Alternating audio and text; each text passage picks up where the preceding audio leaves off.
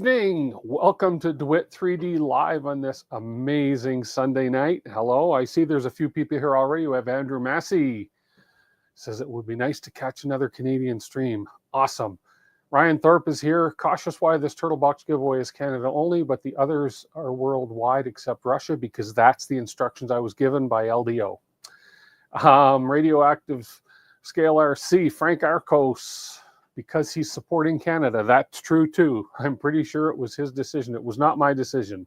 Not my decision at all. Hello everyone, says Shadell 3D. And Cliff D, hey, it's Torres here. Joseph Carver, good evening. Mac, I'm just going to say Mac. Sir McSquishy is here. Tempest Merendai is here. And Killa Prince is here as well. Hey guys. So no, the giveaway is, I was instructed that I am able to give away a box turtle kit on my first stream, but it has to be delivered to Canada, okay? If I had my way, I'd say worldwide, but I don't have my way, and because this is being given to me courtesy of LDO Motors and not by myself, I just follow their instructions. Hello, hello. So, okay, Papaway is here, and K0 is here, and Giants Auto Essentials. Leo the Human, hello, hello. So whoa, I have a hole in the floor back here that I filled with a print, but the print's failing, so I got to redo that also. The apprentice is here. You're here, but lurking in the background. That's okay to do. So yes, we are giving away, later in the evening, we're giving away a box turtle kit courtesy of LDO Motors and DeWitt 3D, of course. And then we're giving away our standard roll of Polymaker Filament later in the stream. Now, we do have some new forms. Now, you're going to find the entry forms for both of these giveaways in the description. Okay, so check out the description. I will also post the link to them here. I can only post one link and pin one link, I think, but let me see if that's true. I'm going to go ahead and grab, first of all, I'll grab the link to the Polymaker Filament because that'll be the first thing we're going to be giving away. So bear with me 1 second here. So the Polymaker giveaway is going to be, I'm going to post the link in the chat, and I'm going to pin that post link. I believe I can pin the post link. Doom, doom. And there it is. And I believe then I can just now go ahead and go like this and go pin message. And so that link should be posted at the top of the chat now in YouTube. So there is the entry to get your, there is the post to get your entry into the Polymaker Filament draw. This camera's a little low. Hang on, I'm going to raise that camera just a little bit. I was moving a few things around. I moved this camera around and it just got a little bit, there we go. There we go. It's cutting the top of my head off. So, and I'm already bald enough. I don't need top of my head cut off. So there we go. Now firmware. Let's see. Hey, it's Tora, getting close to finishing yours. Awesome. I'm not going to be as quick as you and Steve. Steve does 5-hour streams. I may do 3 tonight. We'll see how far we get, but it's not a race. It's not a race. So we'll do what we can. You enter the box turtle giveaway. Yeah, if you win, you just, if you have a Canadian address that it can ship to, and then you can arrange to get it to you somehow, that's absolutely fine. So, and Mac says he just finished wiring his Merc Hydra from a Tronxy. Very cool. Not firmware. You live in California. You live in Canada, Tor? I did not know you lived in Canada. Not the right CA, but a CA, so California. Okay. So just so you guys know, we have a new way of entering the draws now. So the Polymaker Filament draw. You're going to open up a form and it's going to look like this, okay? All you need to enter for the Polymaker Filament giveaway is your name, your YouTube name. Make sure you get your YouTube name in there correctly and an email address, okay? And for the box turtle giveaway, oops, wrong one. For the box turtle giveaway kit, this is the entry form right here. So it says you must live in Canada or have a Canadian shipping address to enter, okay? Ryan Thorpe, Canada only, because that's what I was instructed. That's what I was instructed by in order to do this giveaway. As a matter of fact, I'll just read. I will read the message I got from our contact Jason at LDO, because I know, you know, I've been asked a few times why only Canada, and it said to me, If you want, I could give away 1 box turtle for your first stream, only for Canada. Okay, so only for Canada. So I'm just following instructions by LDO. And so the giveaway form for the LDO Box Turtle for you Canadian folks here is right here, Canada only. And you're going to enter your name, your YouTube name, and email address. The phone number is optional, but we will need that for shipping purposes when we do get your address, when I contact you, if you should win. And do you live in Canada or have a Canada shipping address? You must answer yes or no. If you answer no, unfortunately, you'll be weeded out of the draw. So that's where we're at with that. So it's a new way to enter the draws. It's a little more exciting way, and then we will be using the wheel of names to spin for the winners so that we have a little bit more control on that. So we don't have as many viewers yet as we had last week, but hopefully some more people will join us. I've been putting it out in social media for Canada. I put out in the Calgary 3D print community because, of course, if you're in Calgary and you're into 3D printing, you're in Canada. So we will see how many people join us. So without further ado, or out further ado, oh, for those of you that wanted to see, in the background of the video here, there's the basketball, the airless basketball that we printed. We mentioned this last week, but we didn't say, hey, Jose, how are you, sir? We didn't see this last week, but it does work really well. So that is the airless basketball, and it turned out really well. This was a 74-hour print. This was printed with a 0.4 nozzle. We do have, right here, we have 3 more rolls of that filament, 1 blue and 2 orange. So we're going to be printing more balls. Hey, Ranch Kid. And James, Christy, hello, hello. We're going to be printing more balls. No dirty jokes about that. And we're going to print them with a 0.6 nozzle because apparently the 0.6 nozzle does a higher bounce when it's done. So we'll see what happens. There are a ton of us only US only giveaways, so I think it's awesome of LDO. Yeah, and I don't know his reasoning. I don't know Jason's reasoning, but I do respect his decision, and it is what it is. So if you're Canadian and you're on here and you're entering the draw, you have a hell of a good chance of winning this kit. So we have that. But as I say, the Polymaker is worldwide. So Tim, print you some new balls. There you go. Jose says, yeah. We can do that. Well, we spent all week printing like a madman. So I have parts for the box turtle. Oh, I have lots of parts for the box turtle. I have lots of parts, and I have spare parts and extra parts and tons of parts. So yes, we did pink tray inserts to go with the blues. Just because, I don't know. Well, actually, in all honesty, everything you see here, almost everything you see here is printed out of Polymaker ASA filament. We have Polymaker ASA, Polymaker Teal, Polymaker Pop Blue. The drawers, and I have a specific reason for doing this because, I don't know, no mesh skirts, no. I'm sorry, no.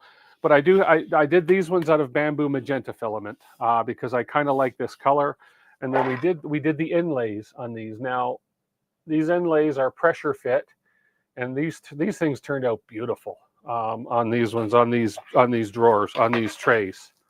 So these inlays, these are funky. I like the way the color combination comes in this. So, and did I have any trouble printing my parts? None of you would probably ask, but yeah, I did. When I first tried my inlays, okay, this first inlay I tried, that did not work out. Look at the warpage that happened on that thing. That did not work out too well. I tried this on the high-tack build plates, the bamboo high-tack build plate. I tried all sorts of adhesives. I failed this print 4 times, to be honest with you. This one just happened to finish because I didn't catch it before I went home for the evening. Anyways, what ended up solving it was I downloaded, which I've not used in probably a heck of a long time. I downloaded Orca Slicer, and I used the Orca Slicer mouse ear. I think they're called mouse ear brims, and I just simply put a 10mm mouse ear brim on each corner, and they came out beautifully. So Those mouse ear brims worked like a charm. And it was on the same build plate that this one here failed on. So it worked like a charm. So if you're ever stuck, mouse ear brims, just remember that. I've never used them before, but I will use them in the future now. So what do you think of Bamboo firmware situation? I don't want to get into a big argument with it, but I think it's blown way out of proportion. I don't think Bamboo is dumb enough to lock down people's printers. If they want to make somebody who's using Orca Slicer run through another software in order to get it to go, fine. I don't care. It's one extra step. So what if it takes 10 extra seconds out of my print time? I don't care. I'm not getting involved in the politics behind that. They've obviously got reasonings for doing it. I do believe that they're concerned about our security as far as access to our printers through the network. I love having the cloud. I love to be able to pick up my phone and look at my printers at my office and, oh crap, that one piece is screwing up and I can eliminate one piece on my build plate, etc. I like the freedom of the open source of firmware, but I also like the freedom of being able to get on here through the network and controlling my printers wherever I am. So long story short, I'm not scared about it. I'm not worried about it. I'm not pissed off about it. I put some trust in them and I think it's going to be fine. When all the dust settles, I think everybody's going to be fine and it won't deter me from buying Bamboo printers. So for sure. Yeah. So so Tor says he used normal brims, but yeah, it was annoying to watch. Yeah, the normal brims would work too. And mouse ears do work great. Do you want to come and say hi? Come on, say hi. We have our regular visitor that wants to come and say hi to everybody. Ladies and gentlemen, boys and girls, this is the one and the only Ethan. The one and the only Ethan, come here, who never really knows where the camera is, but you're looking at that camera right there beside the TV. You're not looking into the camera yet. You got to look in the lens of the camera. Or would you prefer to look at this camera? No, I'm just looking at the chat. You're looking at the chat. Hey, it's Tor says, hey, kiddo. Hey, it's Tor. His name is Tor. You can say, hi, Tor. Hi, Tor. Yeah, see the microphone's right here. See that little black thing? That's the microphone. Hi, Joseph. Jose Ferrero. Jose Ferrier. I never say his last name, just Jose. No, it's Jose. J-O-S-E, Jose. See, the J in his culture is pronounced as an H, Jose. So is H pronounced as a J? I have no idea. And Dr. Stab Wounds. Look at the name, Dr. Stab Wounds. Isn't that quite the name? I am chat. And then Lasink says, hey, Ethan. So say hi. That's the first person that's ever said my actual name instead of saying, hey, kiddo. Oh, there you go. Oh, there you go. See? So Lasink, congratulations. You said Ethan's name. First person to ever say his name in chat. There you go. Okay, hit that like button and subscribe. Oh, come on. Put a little more enthusiasm into that. Why? Just because. Just a little more. Why? Go. Can I stay this entire stream? You can stay the entire stream if you want, but you got to behave. Yeah. I don't know what I'm going to do. Yeah, well, you're going to watch. Anyways, we are going to... So Matt German said hi, Ethan. Second person. There you go. Second person, Matt. There we go. We like it. So that's what we're doing. So we're going to get started on the... My man, he says, I guess a couple of streams and there's a no Wall-E. No Wall-E. Guy misses. Oh, Wall-E is over here. We finished Wall-E, but we haven't quite got Wall-E running yet. But yes, we have to. Hit the bell. Yes, and hit the bell. That's right, that dinger bell for sure. So I need to kind of organize. You're leaving now, right? I knew you wouldn't stay the entire stream. Bye. He says, say hi to everyone. Okay. I'm going to go grab the kit. We have the instructions, which apparently are really, really good, right here. So we're going to be popping this screen up a little bit here. I've got to maybe maneuver a couple of the cameras around as I go here, because I did make some new camera positions to give you guys actually some really good looks at what we're doing here. That's a common mistake. I'm not Spanish. Your name is pronounced, oh, Jose. Jose. Oh, Jose. Okay. DJO, DeJose, DeJose. I'm going to butcher it either way. So our overhead camera now looks like this. Okay, we have a much clearer and a brighter overhead camera to look at, and then I've got a side kind of a side-ish view overhead. Not really, but a side-ish view like this. And then the only other one I've got is maybe like a little side view like this. So we'll work with whatever is going to work with people. So I'm just trying to, you know, make the best and give you guys the best view of everything that's going on. So I'm going to basically, I don't have a ton of space to work here, but we're going to make it work. And just so you guys know, the entry form, if you're from Canada and it's in the description, the entry form for the Box Turtle giveaway is in the description. That entry form will close at 7 o'clock. We'll do that draw around 7 o'clock, between 7 and 7:15. We are going to do the Polymaker draw. The entry form for that will automatically close at 6:30. I believe I've put it for. So for 6:30, and we'll do the draw for that between 6:30, 6:45. So I am now able, with the form thing, Doomer job I'm using, I'm now able to set a time to close those forms so that people don't enter after the deadline. So let's go ahead and pull some things out here. I don't think I'm going to need everything right away, but that's okay. But we'll get the build started. I love the colorful zip ties. I didn't see how Tor or how Steve utilized those zip ties. And I also watched Modbot's build a little bit this past week too. So, and there is all of the items out of the box. Now that, hey, 3D&T Printing, how are you? And Shane is here.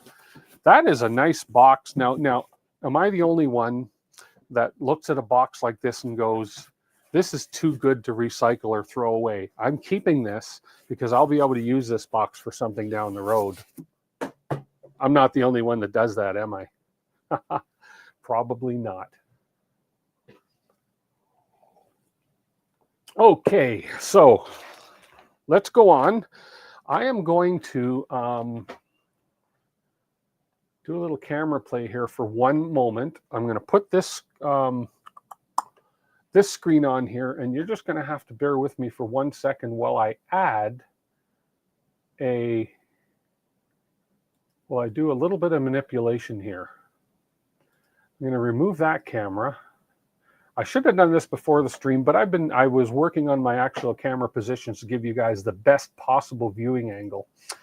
And we're going to add this to this, and then we're going to bring this up sort of maybe right about, I think that's going to go in this corner here. That's fine for that. And then for my overhead camera, which is this guy here, I'm going to also add, just so that you can see me, and I don't have any fancy music. Every time I put music on my stream, any kind of background music, I get red flagged for it from YouTube somehow. So I kind of always tend to give up on trying to add music to my streams. So we'll see what happens. So anyways, there we go. What I wanted to do was come in here and give you guys this screen right here. So these are our instructions for building this thing. Camera placement can be pain. It is, Tor, yeah. And you know me, if you've watched my streams for any period of time, I've had my camera 50 different places and locations. So Nitro Cryptic, yo. Okay, Tempest Mirandai says he's using TPU on his K1C. You're getting a lot of stringing with the preset Orca slicer. Any idea to fix? Somebody in chat might be able to help you with that, Tempest, for sure. For TPU and stringing, it's probably could be to do with retractions, could be to do with anything.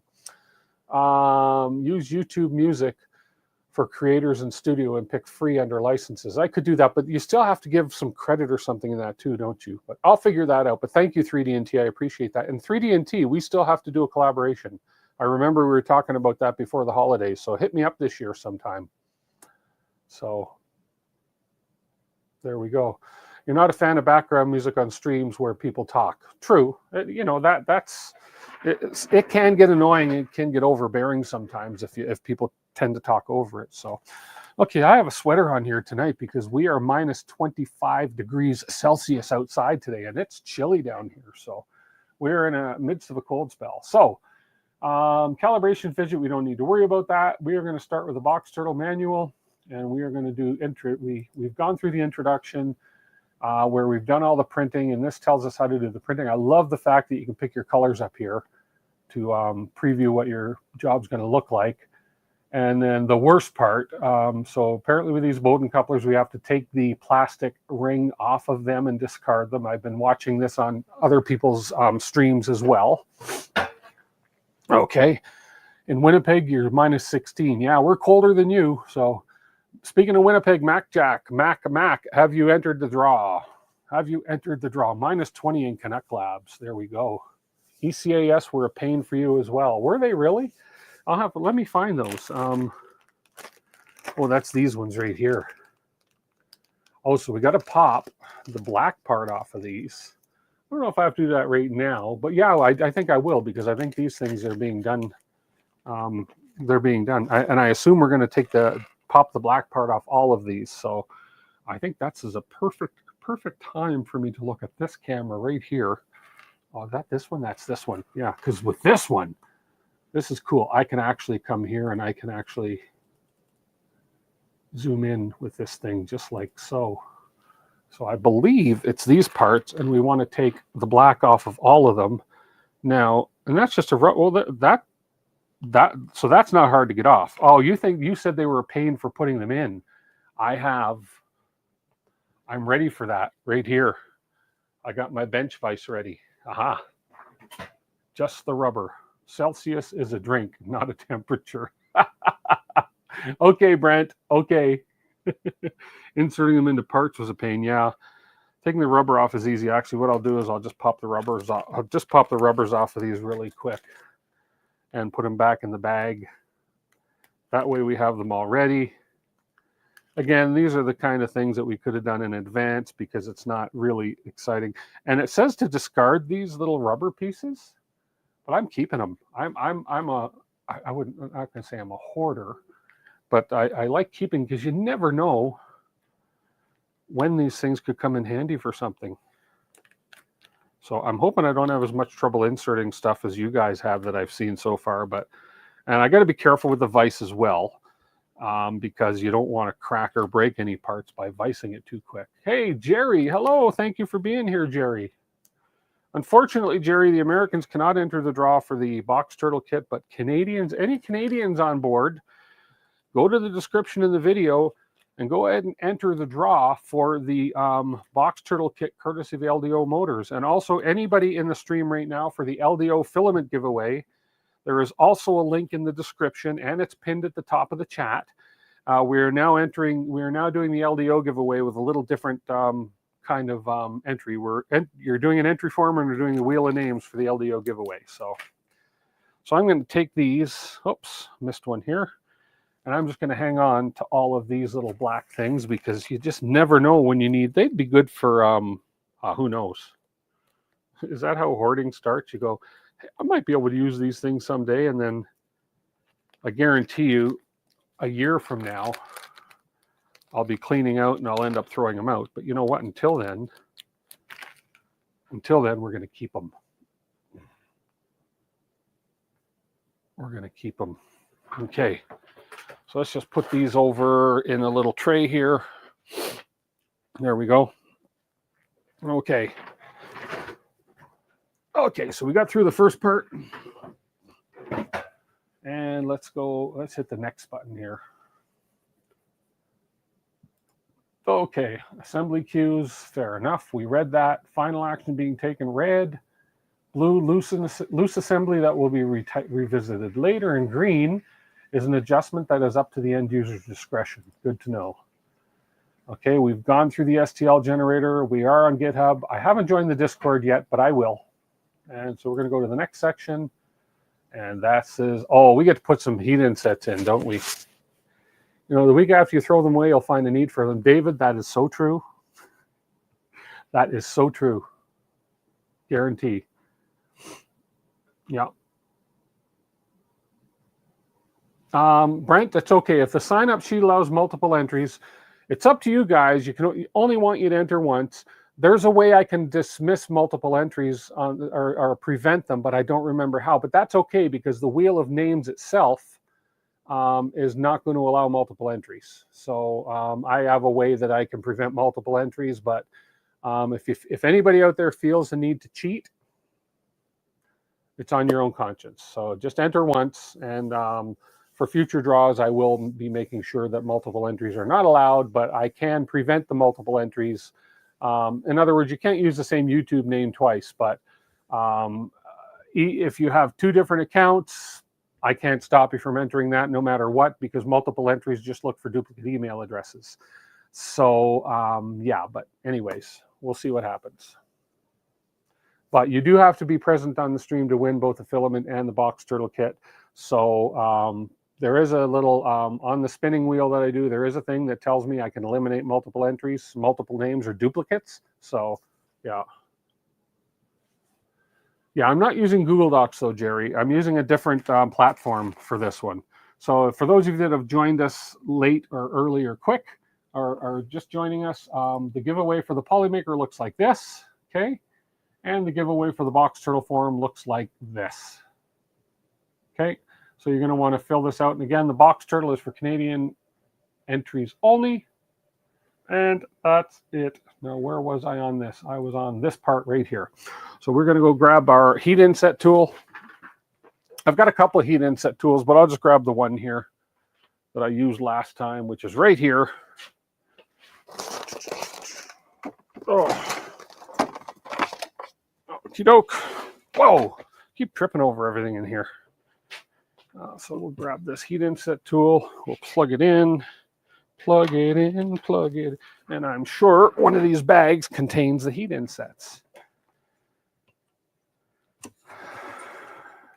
Okay, and we'll turn this on. There we go. Okie doke. So let's go ahead and find the heat insets. I have tons of heat insets, but this kit should come with heat insets. And I see some. This is the main kit spare fasteners. So we have spares. That's our spares. And I see heat insets right here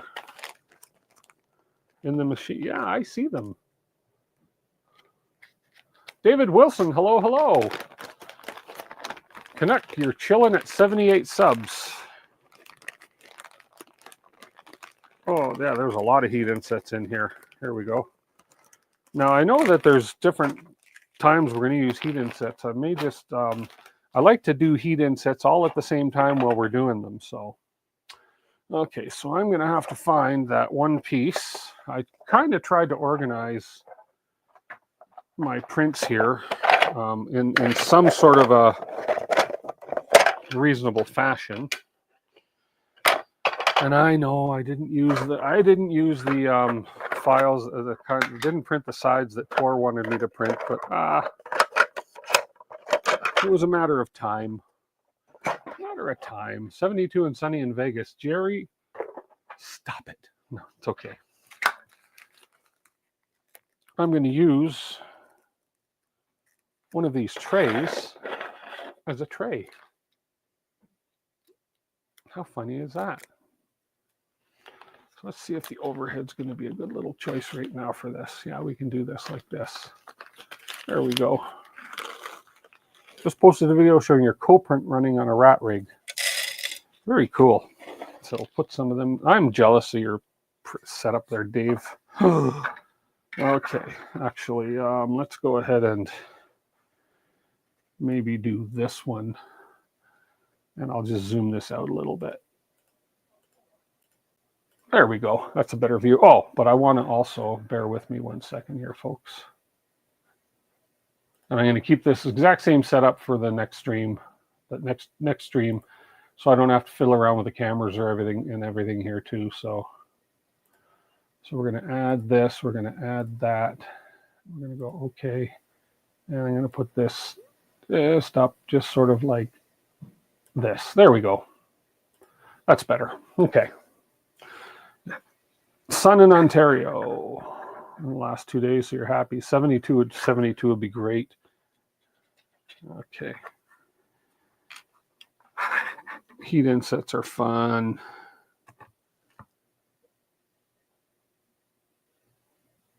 I learned that I learned the hard way, or if you want to call it a different way, that with heat insets, I used to crank the. I'm going to turn that down even a little more. I used to crank the temperature on the soldering iron so they just go in fast, but I find that slower they go in, the better.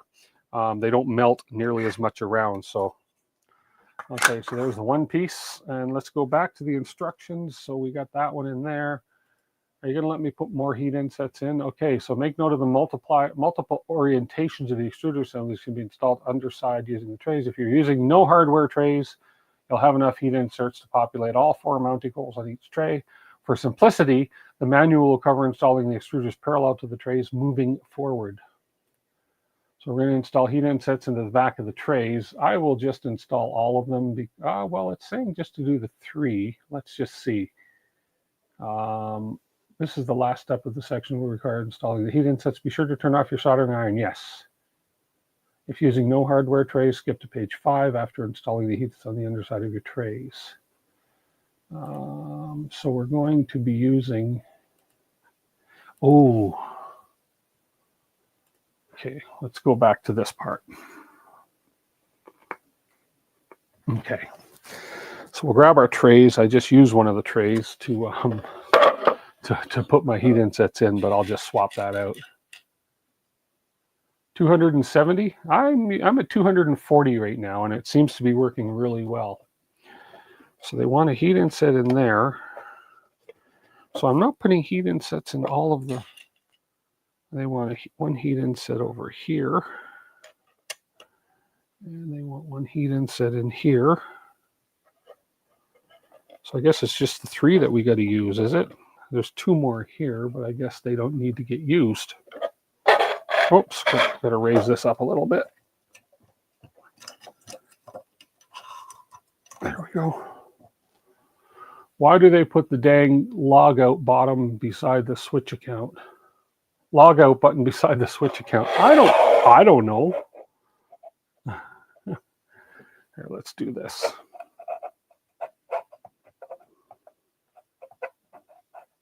Come on.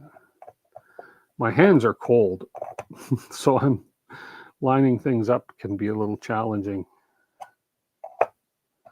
There we go.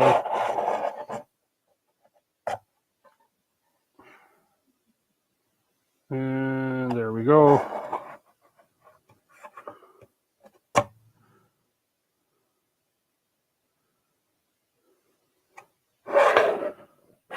So I don't need heat insets in these 2 that look like they take heat insets. Is that correct?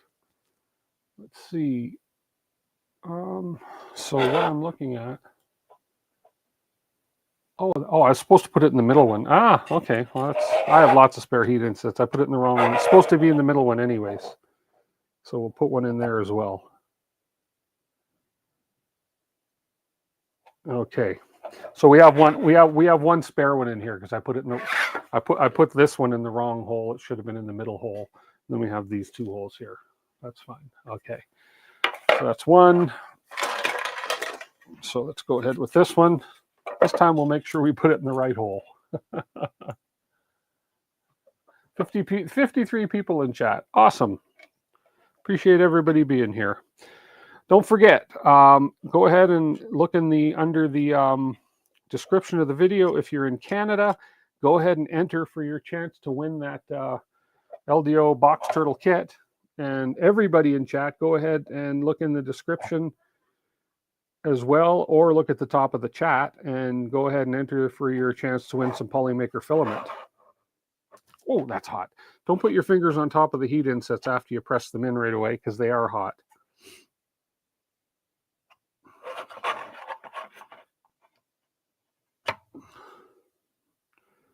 And there's those 3. There we go. That one's done.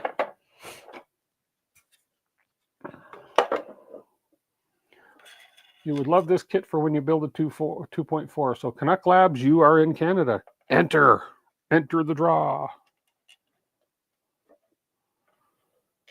And I have decided that because I'm gonna rebuild the hot end on the for this with the cutter and everything, I don't know when I'll get to that, but I think I am going to put this on my 2.4 300 millimeter instead of the Trident. My 2.4 hot end needs a rebuild anyways, so it gives me a good excuse to build the hot end with the built-in cutter. I think, I don't know what that's called. I haven't looked into that yet, but I think that's what we're going to do, is put this on the 2.4. And, you know, see what else I need to upgrade on that at the time. But I think just the hot end is the only thing I need to upgrade for sure. The part of this that scares me the most is the firmware and updating the software for this whole thing. So, but I'm sure we'll get through it. Okie doke. And we'll get this last one done here. What's the deal? No more love for us in the States? Brent, you guys can still, just for those of you that are here, that are just joining, and it says Canada only, and you're going, what the heck? That was LDO Motors choice, not me. I was told I can give away that kit for Canada only. Sorry. Like, I'm Canadian, I got to say sorry. So sorry. But that were the instructions given to me. I feel so bad. I really do. But somebody in the States won a nice soldering iron kit, you know, last 2 weeks ago. You know, I do what I can. Just to give you guys a good heads up on something here too. I'm going to give you a, what are we at? February, March, April, May, June, July, August, September, October, November. I'm going to give you a 10-month heads up on something, okay? I'm going to be reaching out to a lot of vendors over the summer probably, because coming up this November is the 5th anniversary of DeWitt 3D Canada. November, to be exact, November 14th, 2025 is my 5-year anniversary, and I'm planning a 5-year anniversary giveaway.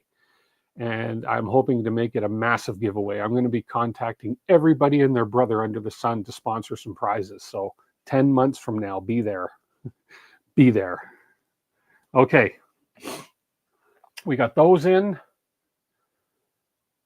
12 if using no hardware. No, we're just using the 28.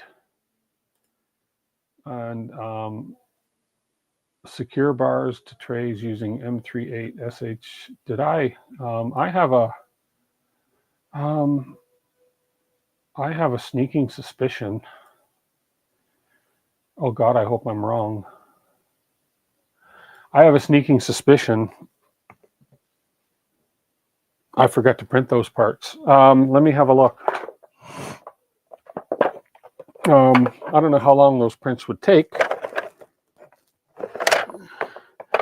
I was so busy printing and so busy at my full-time job when I was printing that I might have missed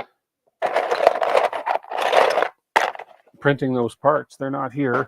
Not a big deal. We can still go on and build something else if I did miss them. And by goodness, I think I missed them. Oh,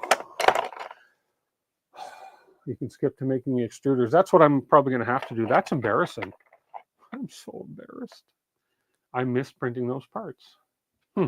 Okay, well, we got the heat insets in, so I think I may need this for the extruder, so let's just turn this off for now. This heats up pretty quick. And then we'll move on to the extruders, and as Tor said, and we will swing our way back around to that one probably next time.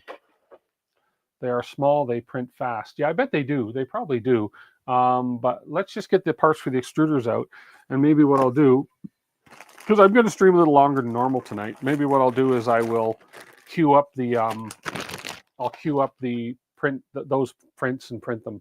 I've got everything right here. I got the filament here, so maybe that's what we'll do.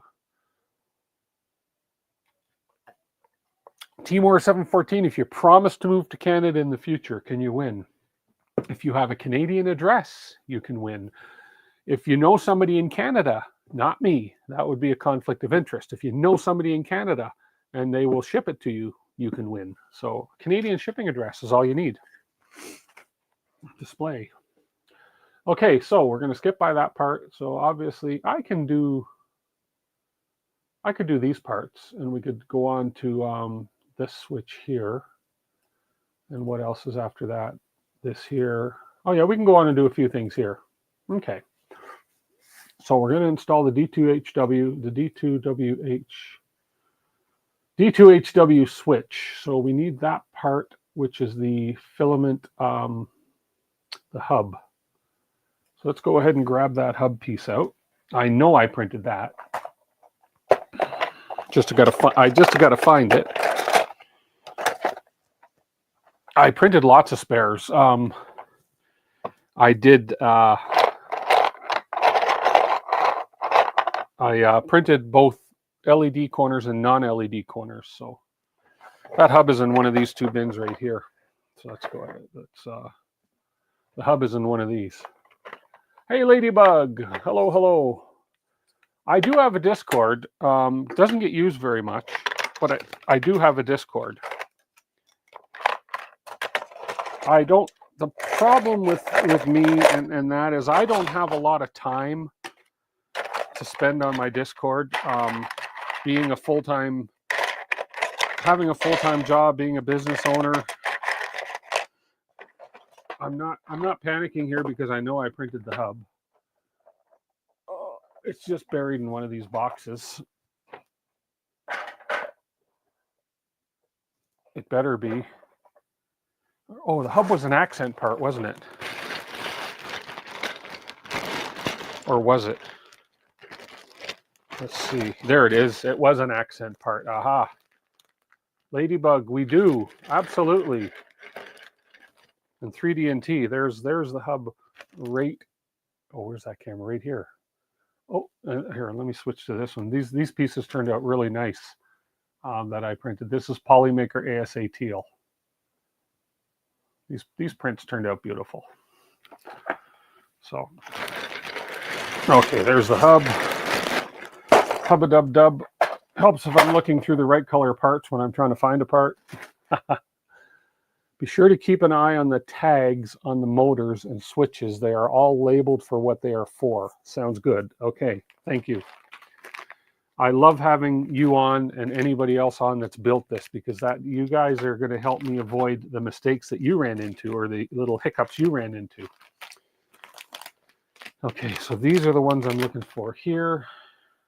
One DH2W micro switch, which is in here.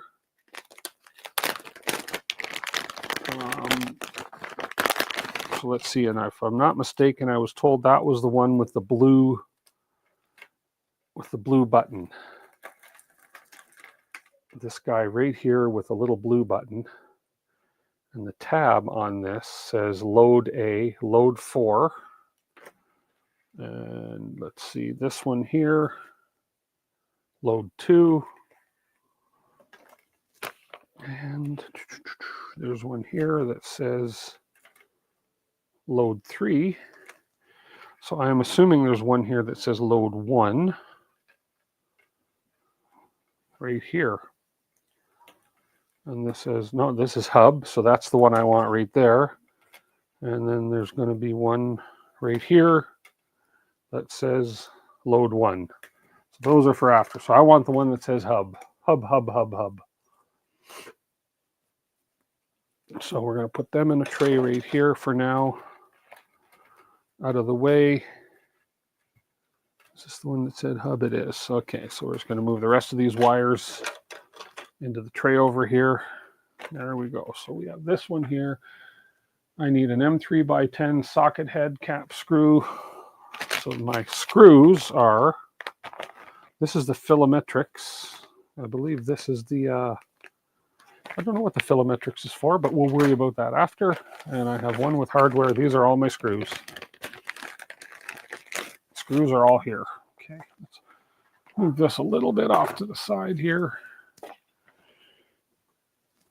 There we go. Okay. So I need M3x10s. Socket head cap through M3x10s right there. Okay. And a bearing, an M63ZZ bearing. Oh, that's the hardware for the cutting stealth burner. Okay, that's the one when I rebuild my hot end for the 2.4. Okay, and I need 63 ZZ bearings. Those are going to be in the, they're going to be in, no, they won't be in the hardware. They're going to be in a different package. Probably in, for the buffer and hard mounts. That's the buffer and hard mounts. You just got to find the bearing package. That's probably, that's the 148 ZZ. And that's the MR63ZZ. These ones right here, one of these. Boy, these are tiny. Okay. One bearing. And we need one screw.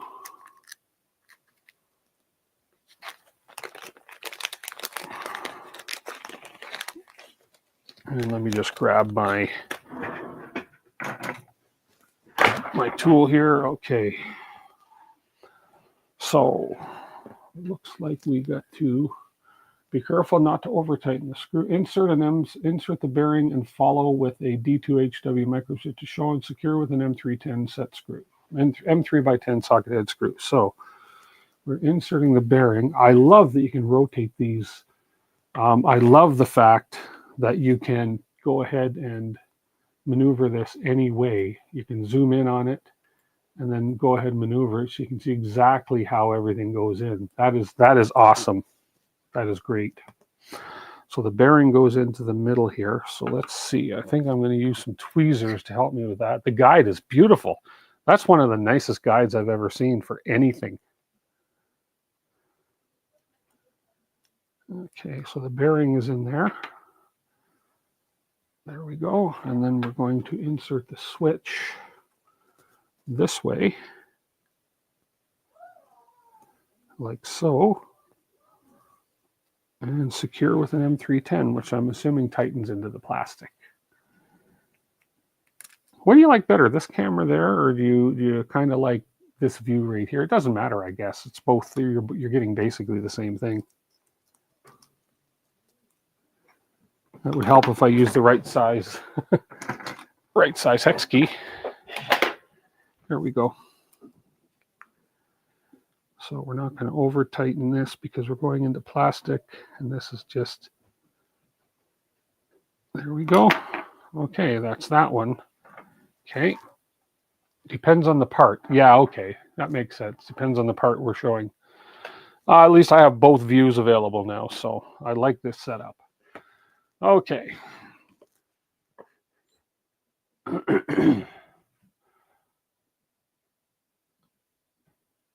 Yeah, okay, my filament pathways are clear and unobstructed. Yeah, so far we're so good. Okay, so now we're going to put it, oh, here's our first challenge. Putting in one of our couplers. Putting it in the end. So, oh, okay, so they have a, oh, I like that little tool they have. Okay, so I think what I'm going to do for this, because I was told it was a little difficult to do, is I'm going to bring this over here. I'm going to bring my bench vise. We're going to put that right, we'll put that right here. Okay. Okay. And I like this bench vise because we have a couple different orientations we can use on it, but I think I'll just use this one. And we'll grab that tool, which is this guy right here. Okay, so let me give you, so we have this tool here, and if I go ahead,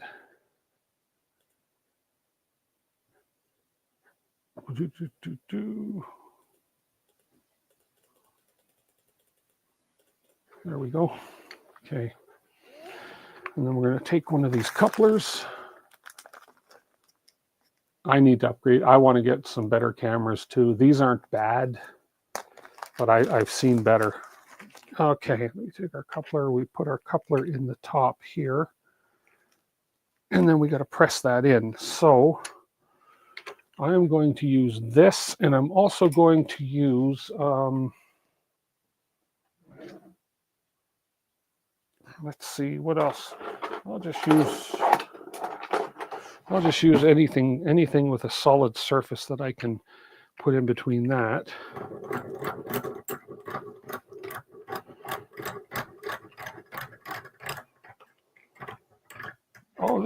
Oh, this won't open far enough. Okay, fair enough. Wonder if the bottom one opens. No, this doesn't open. The vise doesn't open far enough. A lot of good that's going to do me. Okay, that's not going to go in too friendly now, but yeah, and I don't want to do this. This is the way to keep that straight. So if I do this and tap it like this, that might work.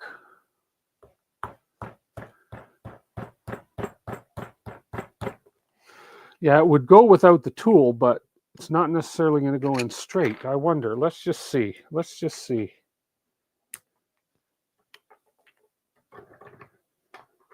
Oh, without the tool, it just fits, but I don't know.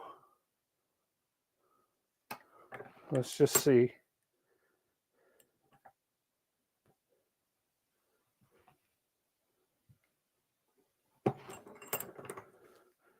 I just want to make sure I'm not squishing this end, and I'm not. I'm so far so good. So far so good. But just to be safe, I'm going to take a cloth.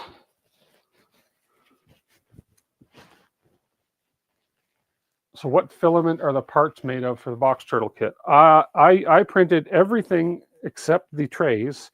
The trays I did PLA, everything else is ASA. PLA works, but it's recommended ASA or ABS. I do not want to crack this part.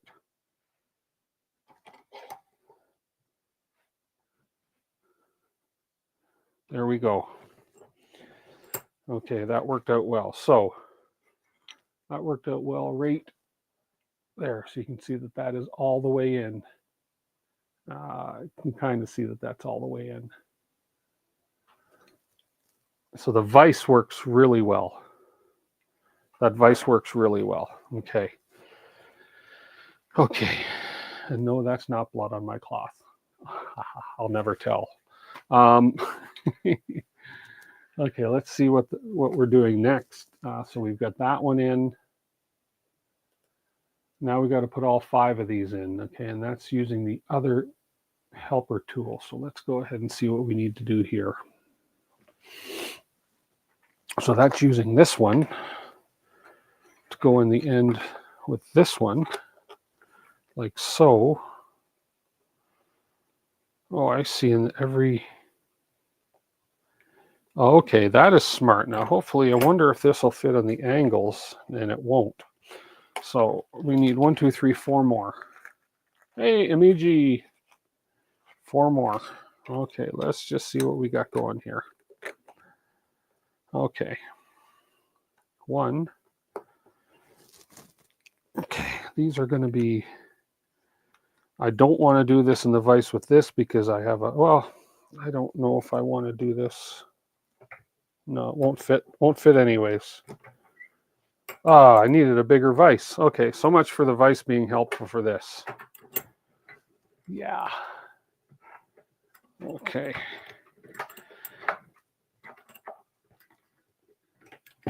Let's just get rid of that for now. Down there. Okay. We're going to figure out, do I have a rubber mallet? No, but give me 1 second. I don't want to hit anything directly with a hammer. Okay, so we're going to do that, and then I'm going to take this part here, and I'm going to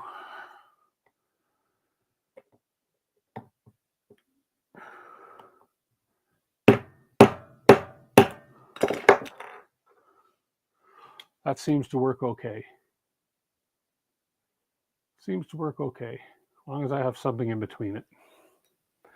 Yep, it's hammer time. Okay. Oh, wrong one.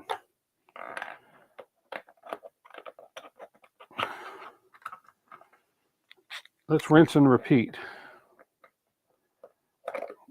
Okay, so I like this little helper tool because you got your flat edge depending on which one you're putting in. which makes it very, very straight. Okay. There we go. So we'll take this again.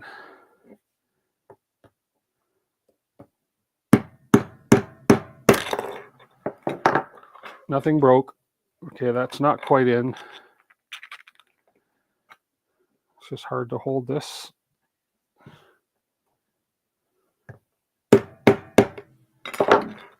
There we go. We got that. We got the second one in. This should work out fine. I'm not flattening the holes. Let me just double check. I should still be able to fit the PTFE in these holes. That's the idea. Yeah, oh yeah. I'm not squishing the holes at all, which is my main concern. So, okay, number 3. Okay. And all I'm using is just my little piece of filament thing here.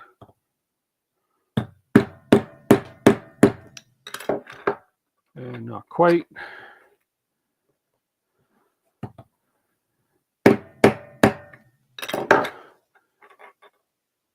And one more little tap ought to do it. There we go.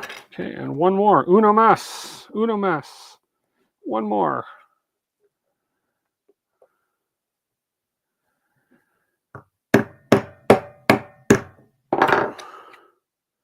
That's it. That's it. That's all. Look at that. We are rocking. Those are all in really nicely. Nicely done, Tim, they all say. And the crowd goes wild. Right. Okay. I'll leave that hammer back here. I don't know if we're going to need it again. But we'll leave that back there. Handy tools. Handy tools. Print the tools. Okay, let's have a look. So we get that part done. Now we're going to go ahead and required parts. We're going to pop out those, but I think that's going to be, oh no, we can do this. We can get a lot of this stuff done. So we're going to find those parts. I'm pretty sure I have 2 of those. I know why. I don't know why, but I do know why. I think those are in here. There we go. I got 1 of them. 2 of them. I had another one of these too. You'd almost think I was going to build 2 box turtles.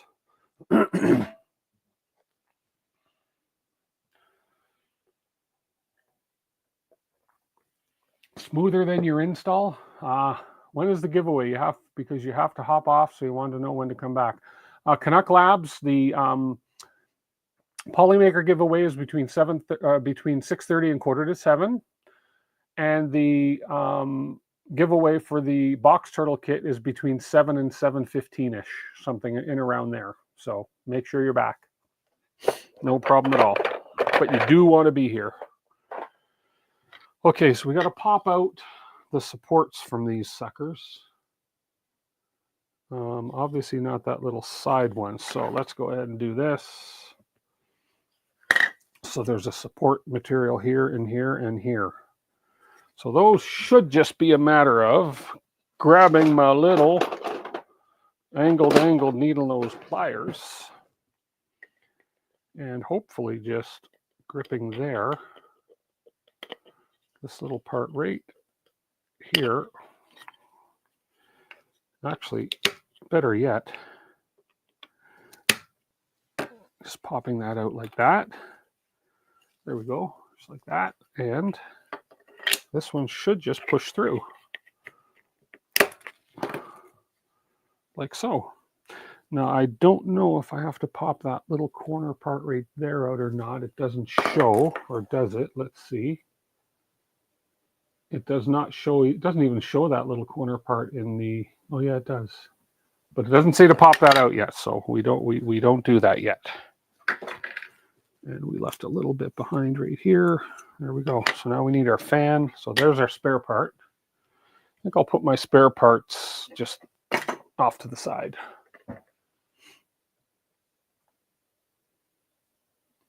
What time is it now? It's 5:50. It's 6 o'clock right now. So another half hour between 6:30, quarter to 7 to do our Polymaker draw. Okay.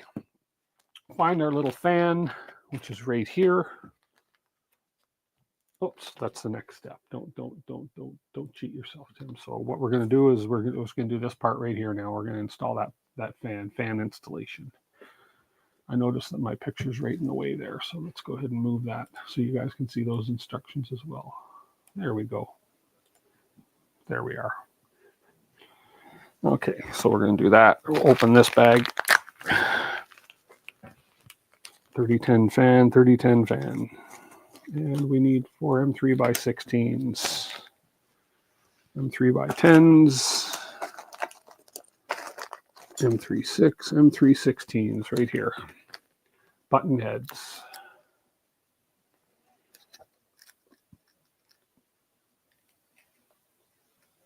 Oh, I see. Don't need to remove it. Let's have a connector. Okay. And there are 4 screws included. Look at that. No spares other than in the spare parts kit. And then this goes in this part. And the fan goes name side down. And so we are facing this way with it. So this kind of comes out like so, just like that. And screwing into the top. And that's when I need my brass one. Button heads have a little smaller nugget on them. And we are not making hole connect here. Oh, these holes are a little squared off because of the overhang and the yeah. Is that the right direction? Yeah, well, according to the diagram, it's showing the, well, here, let me just grab my little drill thing here first, because I'm going to have to ream those holes out a little bit. And I need a 2 millimeter. Is that a 2? That's a 3. I think I need this little guy here. According to the picture, let's see, this is showing the fan going in with the wire part at the top. Oh, Tori, you caught me. You caught me.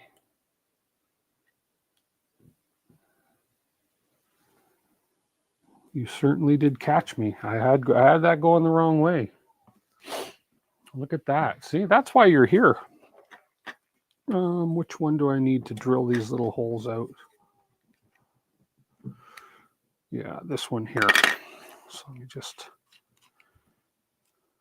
So these little, I got to do a video one time on some tools that are handy to have. These little handheld bit holders, or whatever you want to call them, are really handy. We're just doing little things like this, where you just got to clean out that hole a little.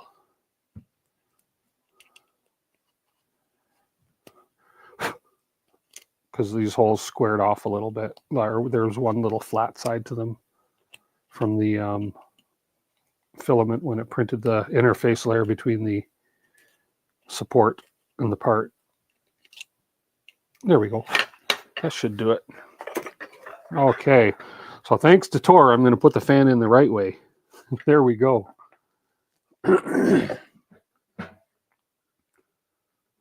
If you win the Turtle Box, you can use my business address, yeah? You got to know somebody other than me in Canada, Tor. I'm going to grab, let's just see here real quick. Is this the one? That's the one. I'm being lazy here, guys, so we're just going to grab our Fantech. And caution when you're doing this, there is the ability to over tighten these things. Whoops. And to do that, hold your piece tight.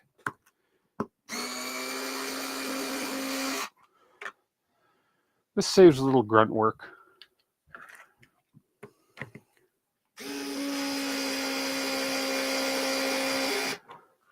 And I'm not putting them in all the way. I don't want these to bottom out because I do not want to strip the holes because we are threading into plastic. But this does save a little bit of time.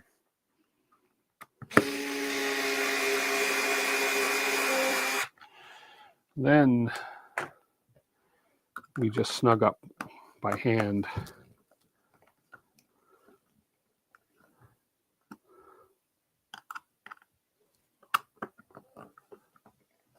The Fantic soldering iron is amazing. Thanks for the tip on that. Oh, good. Yeah, isn't that a great little iron? That heats up so fast. I've used it a few times now for a couple little projects.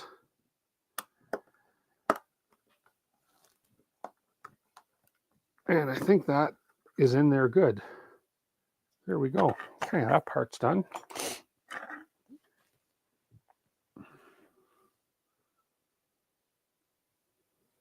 Long as you have a Canadian address. Yes, that's fine. Yeah. If you send it to Canuck Labs, I don't think I would see it at 3D and T printing. Canadian address. I was just told it ships to Canada, period. So if you have a way around that, I am not one to argue. Okay, here we go. We are on to this part where remove the built-in supports as shown. Small. So what are we? Support removal. What parts are these? These are the corners. Okay. These are the corners. Sounds good. Now I have got to confess on those corners.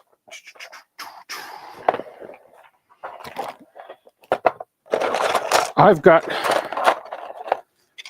No, we're not. We're not going to be assembling this right now, so I'm not worried about it. But I do got to confess that I already removed the supports from the corners because it was just too simple. But I'll show you what we're doing here. Anyways, we're going to get back to this because this is all part of the frame. But on the corners, so this is that's the outer corner. Anyways, I already removed the support from these corners. Mine came out extremely clean and easy. I think I was watching. I think it was when I was watching Modbot. He had an issue with his corners; they fused too well.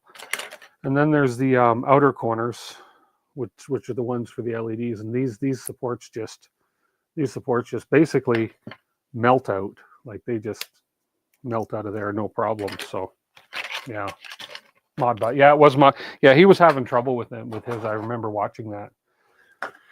If you win, do you have a friend I can borrow their address? Guys, I can't show favoritism. If you don't have a Canadian address, you shouldn't be entering. But I have lots of friends in Canada. But that would be very what's the word I'm looking for? That'd be cheating. Your minimum requirement for a soldering iron is 60 watt. That Fantic soldering iron is just 11 watt. Oh, is it? Okay. You get the best ping I have. To get the best ping I have you on 144p. Oh, wow. You have me on very, very, very small. Okay, this is showing assembling the... hang on, could I not? I could assemble the frame, yeah. Yeah, we can assemble the frame as far as they're showing here. So why not? Let's do that. Why not? Because I do have all my corners printed, and the only thing I can't do is put my trays in yet. Okay, so we can go so far. Corner. I semi organized this so it was easy to find parts. Corner. Unless the trays have to tie in, we'll go as far as we can, and then we'll continue on. There's 4 corners in a square, right? If I'm not mistaken. Yeah, it doesn't come with the big tips. It's not meant for that kind of. It's not meant for those kind of work that those large soldering irons are meant for, right? It's meant for fine electronic work. Okay, we've got our rails, we got our corners, and we need some M5 by 16s, which are right here.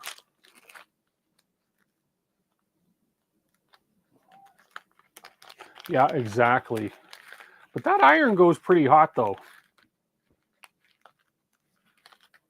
Okay, so this looks like we have to go like this. M5 by 16. Is this the right size? It is not. I need my M5 driver right here.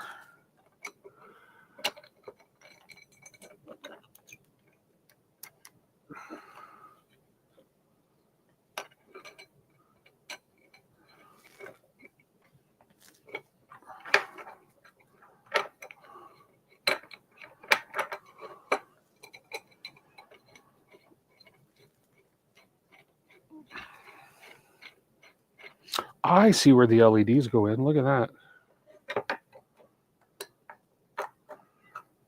And these ones, you do not want to fully tighten these yet. That's right, because there's a little bit of play in them, and we're going to want to get it square before we do anything. Hey, Mark, how are you, sir? If you, Tor says, if you do the LED corners, I would only do the front two, then basic corners in the back, as you will never see them. Yeah, that's true. I was thinking about that too, because yeah, and it saves LEDs. And I'm assuming that these are slots for the LEDs right here. I assume a lot of things. Sometimes I shouldn't, but I do. Saves you some wiring, yeah.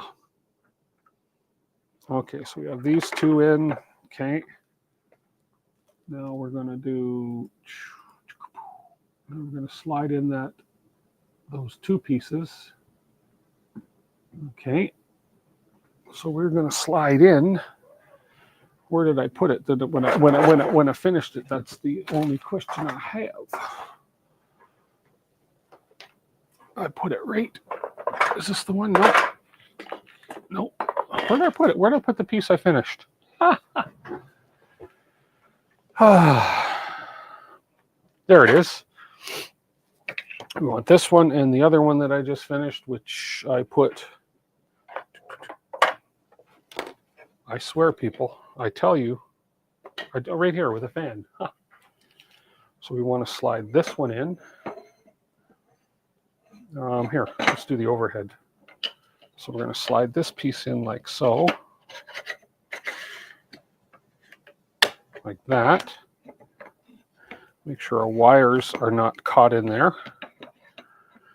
And then we want to slide this piece in. Like that. And then we need the end piece, which is right here. Like so. Why do those two colors look different? I bet they were printed on different printers. Let's see what I got here. This one looks better.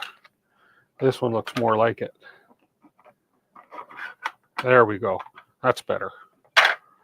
Yeah. Okay. You like the color choices? Awesome. This is the main color. That's the accent color. Okay, and this is the tray color. Like, look, like that. Those are beautiful colors. Come on. They're awesome. If I do say so myself. Okay, so we've got those all slid in. Now we're going to put the other corner on. And then we're going to move on. Okay, so let's go ahead and do that. Okay, so we're going to put the other corner on like so. Is that the right piece? Why is there so much play in there?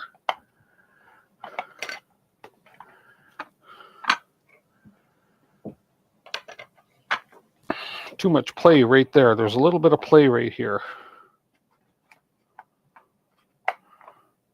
I'm wondering if that is normal. This is the back, but let's just see. I don't think there's a difference in size in these pieces, but you know, you never know. No. Any more corner pieces? No. No more corner pieces.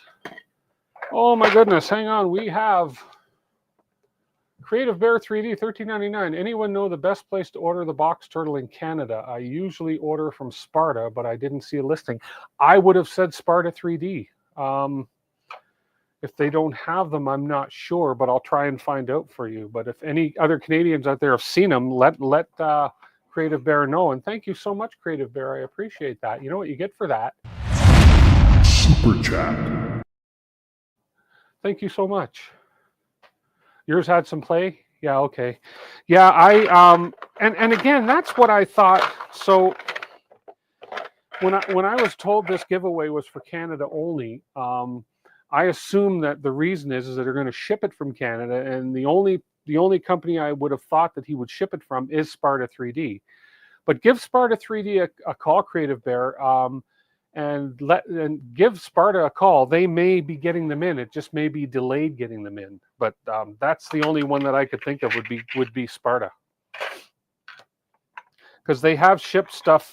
LDO has shipped stuff to me in the past from Sparta 3D, so I wouldn't be surprised.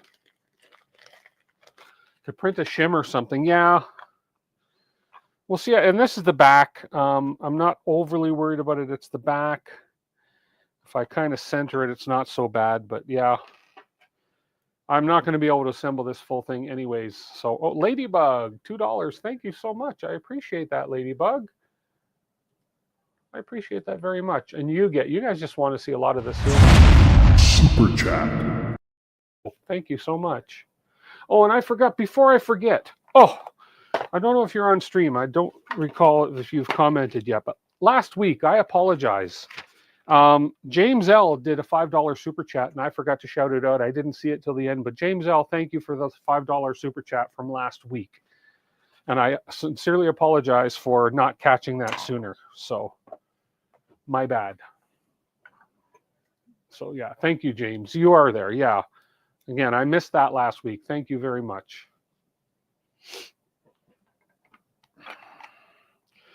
Okay, we'll get these in. Here, overhead. Soup. You want soup? No soup for you. I got to start sending out my stickers. I have super chat stickers. Has anyone else noticed that it's called a turtle box, but the logo is a tortoise? I've never noticed that. Is the logo really a tortoise?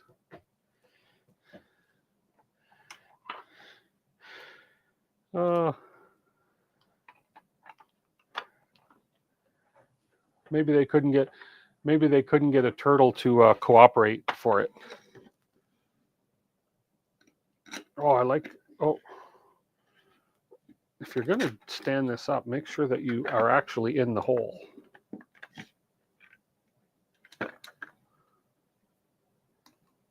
That's what she said. Yeah. What are you doing with your keychain? I gave my keychain to Ethan. He collects keychains. He's got a really cool collection of keychains that he puts on his backpack for school. So I gave it to Ethan. Oh, did I screwed something up here? I got the wrong corner. Oh, did I ever screw something up here? I didn't pay attention to the orientation of that corner piece. Okay, so there's this one's right, this one's wrong. Here, I'm going to make so if this goes a little quicker. I think this is the one. Certainly is. Turtles have flippers. Tortoises have feet. Sea turtles have flippers. But your average turtle that you get, like if you go buy a little turtle in a pet store, those little turtles for aquariums, they don't have flippers, do they?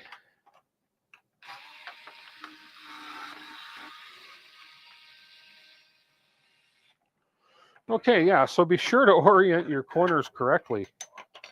There we go. Pay attention. There is a difference in the corner, as you can see in this piece. This has a little sort of stepper thing here, and this one kind of has a flat side. So don't do what I just did.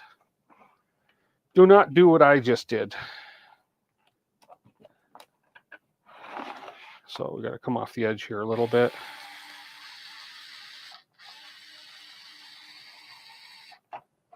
Okay. Nerd.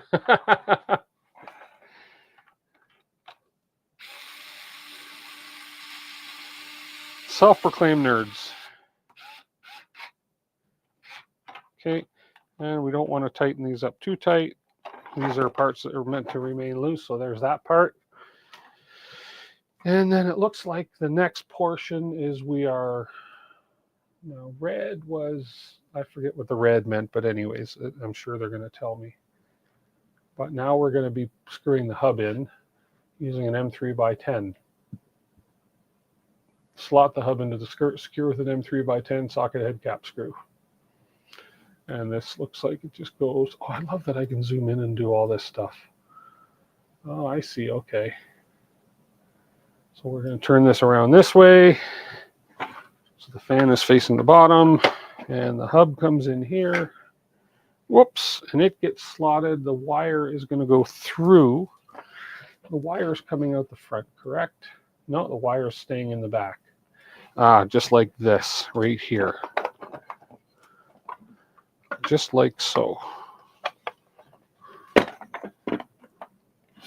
Okay. So we need an M3x10 socket head. Right here.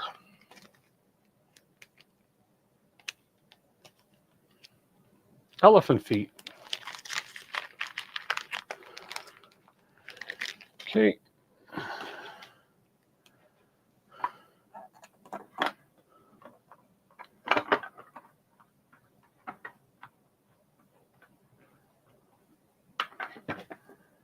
Okay, so we have the hub screwed in here, and then we have the outside looking like so. I do like that color combination. I think that's really cool. Okay.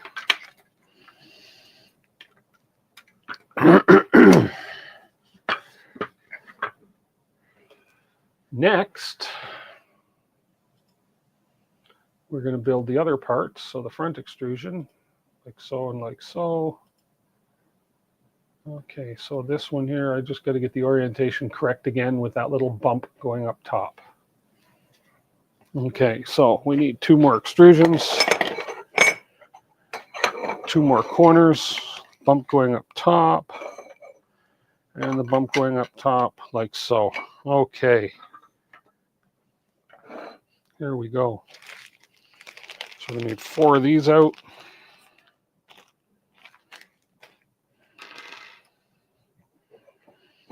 Actually, I'm going to put it over to this one so that I can use the power driver. That's the bottom. That's the bottom. Oh, that's the bottom where the feet go. Okay.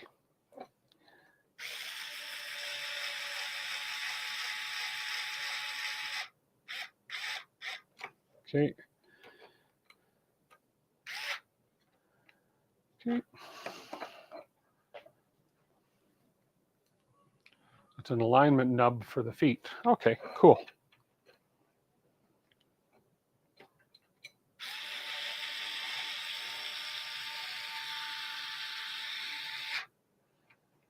Okay.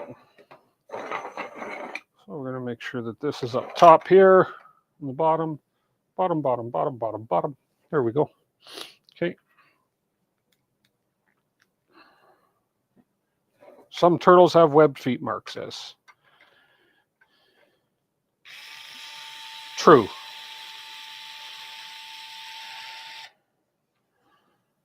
I don't have webbed feet.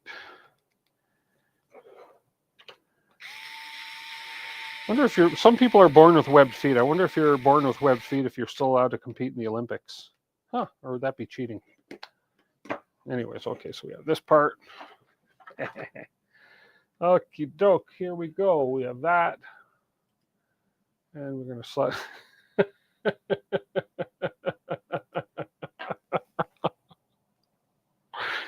Oh my goodness. Oh my goodness. I'm a little bit ahead of myself, aren't I? I would say I'm a little bit ahead of myself here. Just a little bit. Unless there's some way I can magically insert pieces without, you know. Ah, what a goof I am.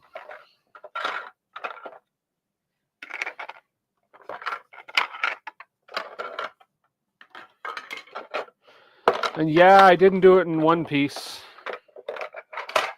We did it in two pieces. The outside. Whoops. Okay, so we're going in towards the bend. So we have the V. So this goes this way. Yeah.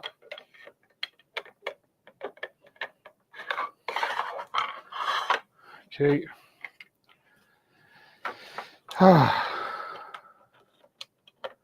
See, get ahead of myself sometimes.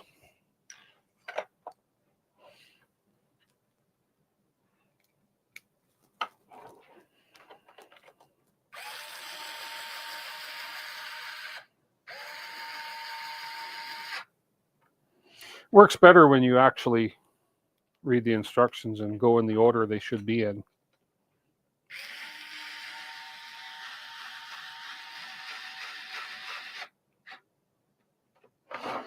There we go. That's better. That's a little better. And there's a little bit of play in this one too, but that's okay. Okay, so we've inserted those. We put the other cap on. Now we're going to put the short pieces on, and this is probably where I'm going to, yeah, because then they want the trays, and I haven't put the, yeah. So we'll just finish up to this part right here, and then we'll move on to the extruders. Okay, so we need the short pieces of extrusion. Okay, and we need our sides. Okay, so first of all, we're going to stand this up this way, it'll be easier. There we go. Okay. Something about being Groundhog Day and doing the same thing over and over. Yeah. Tell me about it. A few of these right here. Okay. I hear you, Tor.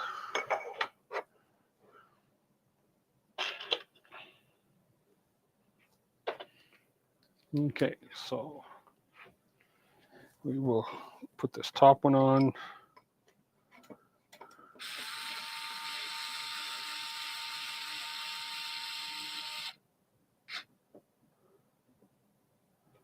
Okay. I think it's going to be easier if I just screw from underneath, like so. Like so.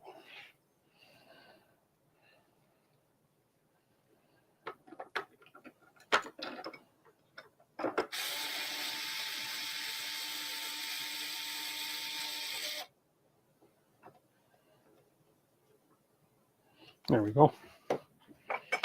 Makes it a little easier than trying to have to balance everything. Looks like the return of the goatee or a shaving strike. Shaving strike. I have really sensitive skin, so I don't shave as often as the average person would. I get rashes real easy from shaving. I'm sure I have an allergy to stainless steel. So why did I put this on backwards? This one of those other ones. Maybe this doesn't matter. Let me just have a look. Yeah, it does matter. Or does it? Hang on. No, it doesn't matter. I'm kind of putting it on backwards where the trays are going to run in the other side, but I think I'm okay. I don't see any reason. What I did is I've started putting these legs on the back, on the front instead of the back. But looking at the instructions, I don't think that's going to make any difference because basically the trays get installed and then we put the other, we put the back or the front on anyways and then secure it all. So I think we're going to be fine. Yeah, I think we'll be fine. Okay.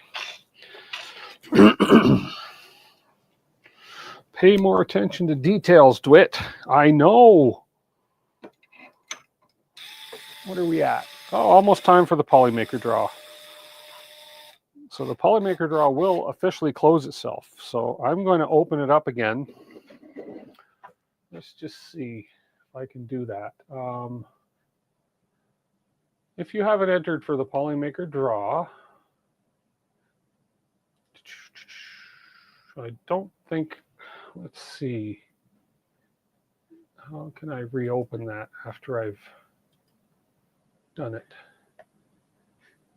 Da, da, da, da. Da, da, da, da. Da, da, da, da. No, I don't think I closed it off. Let's see how many people we have entered. We have 62 people entered for the Polymaker Filament giveaway. That's great. How do you enter? Hang on, I'm just, yeah, go. Rebecca, go to the forum. It's pinned at the top of the chat. See if it'll let you enter. I did have a cutoff of 6:30, but I know some people have just showed up last minute. And I'm just going to see, there should be a way I can remove that entry deadline if it is in place still. As a matter of fact, it might not let you enter. Let's just see. No,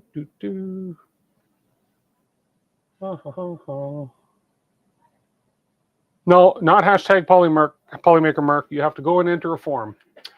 At the top of the chat, you're going to see a pinned URL. Go to that link, fill out the form, and you will be entered into the draw. We're not doing the hashtag Polymaker anymore on that as far as that goes. I just have to check one thing here.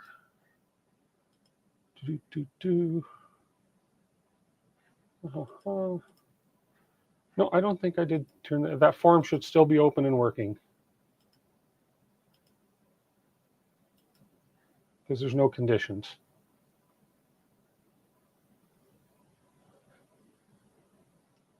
So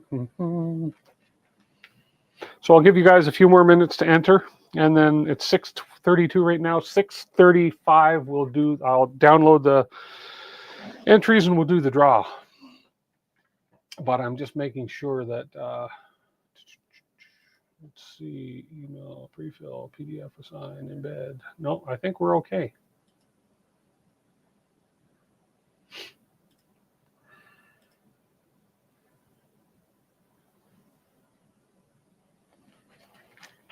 It's open. Good, good, awesome. So we'll give you guys, let's see, another few minutes. We have 65 entries. Go ahead and fill it out if you haven't. It's at the top of the chat window, and it's a Polymaker entry form. Fill out all the information, and then we're going to close it off in 6:33. 2 minutes. In 2 minutes, we're going to close it off, and then we will do the draw. So I need the long sides, which are these pieces, which are going to go like this.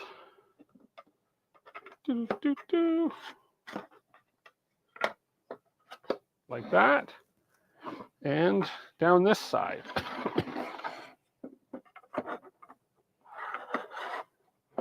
Like so. And that's as far as we can go with the case part of it, because I forgot to print a couple parts, but we're looking good. I like the colors. I like the color combination with that frame color. So there we go. So I'm going to push this aside for now. Whoops.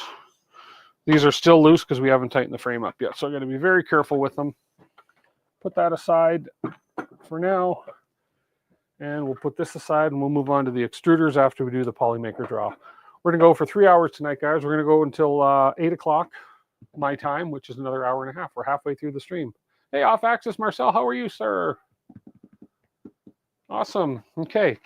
We have 1 minute left, and then we're going to do the draw for the Polymaker Filament. This is the Polymaker Filament draw. There's also a form in the description. Does that form check for duplicates? Don't worry, I will make sure there's no duplicates.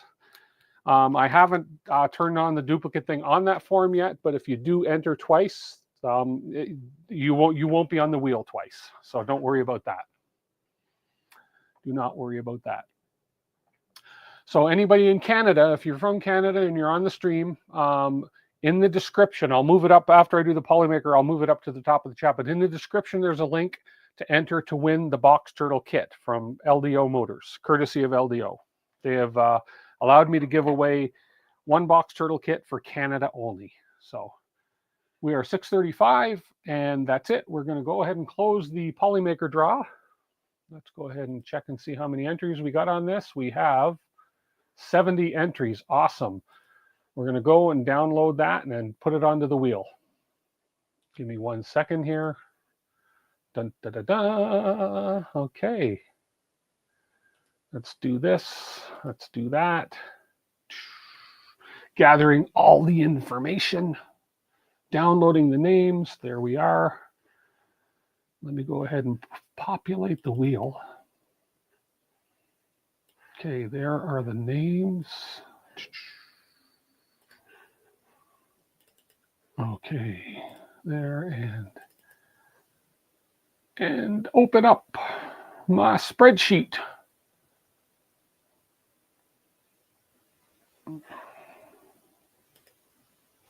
There they are. Okay. Bear with me 1 second, folks.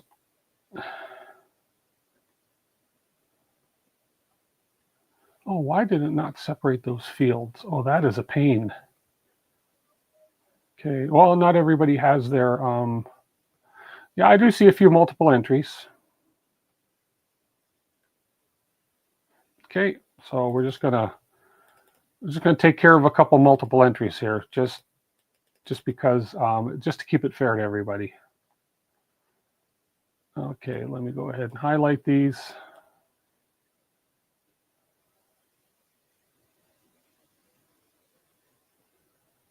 Okay. This is my first time using this, so be patient with me. Okay. Oops. Don't minimize that window, Tim. You won't be able to see anybody in chat.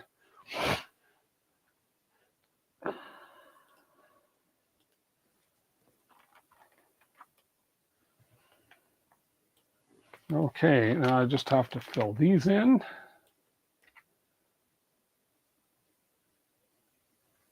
Okay, bear with me 2 seconds. Oi, oi, oi.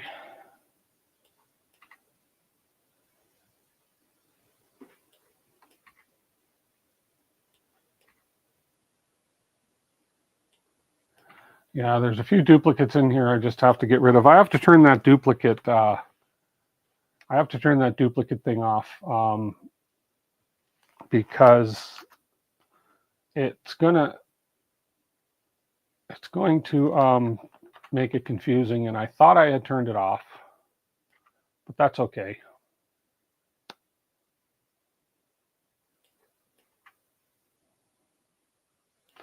I'm just going through and finding the duplicates. Bear with me 1 second, folks.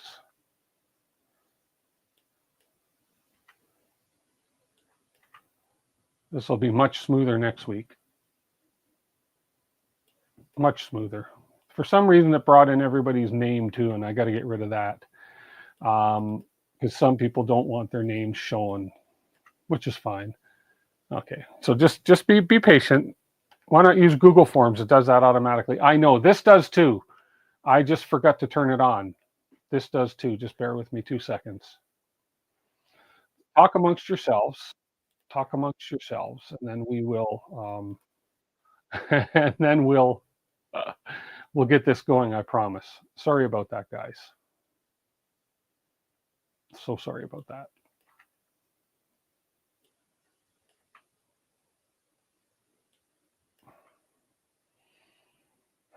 Yeah. I thought there was an easier way to do this, but that's okay. I just want to make sure that everything is fair here.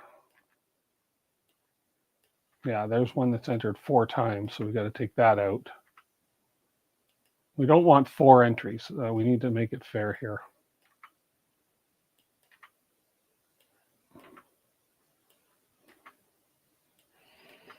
Okay, we're almost there.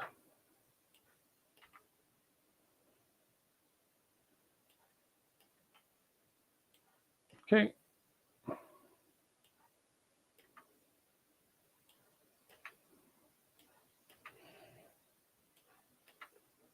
Yeah, for some reason it didn't separate names from YouTube names, and it should have. I tested this thing several times, but that's okay. I'm almost there. I am almost there. There's another duplicate. Okay, we are there. Okay, so show you what we got here. You say yes, it is 4 times. Yeah, that was that just to make sure. So here we have the wheel. Okay, guys. Now there is a feature on the wheel right here, which says display duplicates, and I don't want. So if I turn that off, boom, no duplicate names are on the wheel. That guarantees no duplicate names. So pick a number between 1 and 8, and we're going to do a shuffle. First person to post a number between 1 and 8, that's how many times we're going to shuffle the wheel, and we're going to do the spin.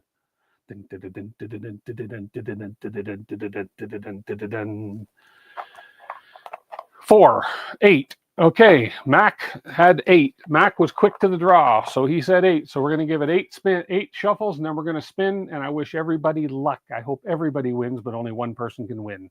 So 1, 2, 3, 4, 5, 6, 7, 8, and we're going to spin. Here we go.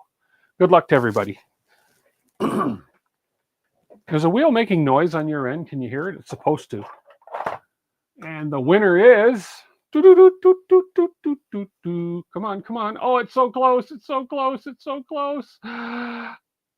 Oh, Andy Visley. Andy Visley. Congratulations. Are you in chat, Andy Visley? Are you in chat?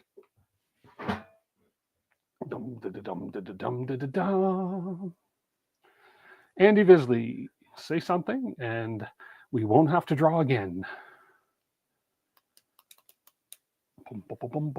Andy Visley is there. Cool. Okay, Andy Visley, I have your email from the form you filled out. So Andy, I will email you tomorrow with a link and a code to claim your $35 worth of Polymaker Filament. Yes, there we go. Congratulations, Andy Visley. So we're going to clear the wheel.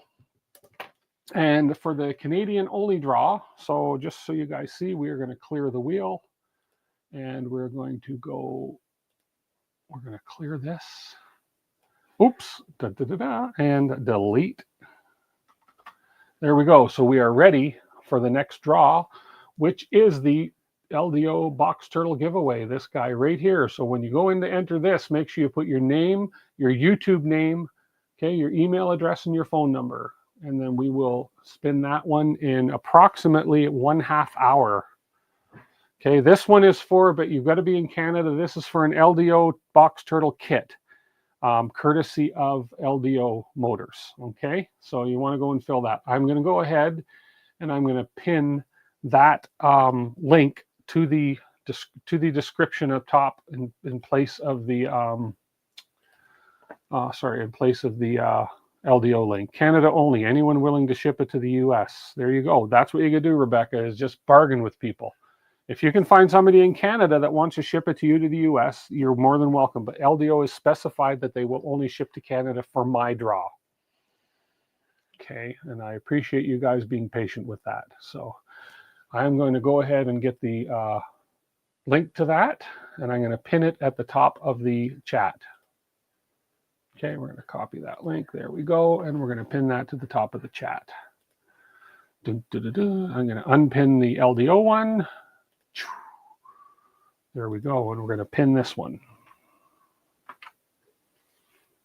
Okay, and then this one is right there, and it is being pinned to the top of the chat. There we go. It's at the top of the chat now, so click that one if you're in Canada or you have a Canadian shipping address, and for your chance to win the Box Turtle Kit. So what was your biz address again? Asking for a friend. If you know my business name, Tor, you know what my address is because it's public knowledge. You can look it up on Google. You can look it up on YouTube. You can look it up on Facebook. But I, with a clear conscience, cannot give you that. Asking for a friend. You are funny. Okay. So, where were we? Okay. We have finished all we can do with this because me being me, if we go back to page, say, 4, I forgot to print these parts here.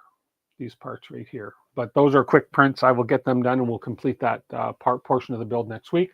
But for now, we can move on to the extruders. There we go. So this is what we'll look at right now. We'll do as much of this as we can until 8 o'clock. And at about, as I say, between 7 and 7:15ish, probably closer to 7:15, we will go ahead and that's okay, Edward. You'll come off the list anyways when I go to enter the names. It's going to tell me if you're from Canada or not. And if you do win and you're not from Canada, if you happen to be on the list, you happen to win and you're not from Canada, and you're riddled with guilt because you're not from Canada, just say draw again. That's fine. It's no harm done, no harm intended, no harm, no foul type thing. So, okay, so let's go ahead and see what we got to do for this. We need to do some more heat inserting, of course. So we're going to need the motor plate and the extruder housing and 6 heat inserts. So we're going to have to do that 4 times. So we may as well do it while we're at it. So let's go ahead and find those parts. 1, 2 sets, 3 sets, and there's a 4th in here somewhere.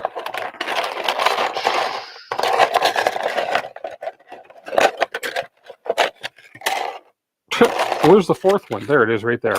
Okay, perfect. We will turn this soldering iron on.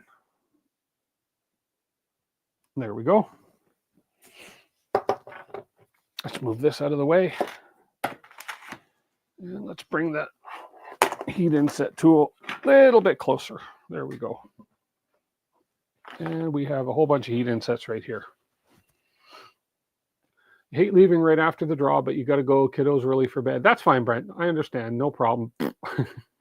Sure. I bet if it was US and Canada, you'd be. I'm just kidding. You're fine. Yeah, don't worry about that, Edward. As I say, it'll be how many entries for the box turtle so far? I can tell you exactly how many for the box turtle so far. 46 entries for the box turtle. I don't know if there's 46 Canadians on the stream, but that's how many entries there are. So we'll see. We will see. Okay, let's go ahead and look at where we got to insert heat insets for this. So again, I love how you can basically come in here and just maneuver this thing any which way. So it looks like we're going to do 2 on this side and 3 on the top of this piece right here. 3 corners and then the 2 on the side holes. That's an interesting one there. It's like a countersunk heat sink. So, okay. So we'll go ahead and we'll go to this view. We'll get the 3 top ones done first. You're welcome, Edward. Open source AMS. Yeah. Oh, you haven't heard of it till today. Oh, that's cool. Yeah. It's for the open source AMS for the Voron printers. Very, very cool kit. Okay. Now we're gonna do some heat insets for the next few minutes. May as well do them all while we have the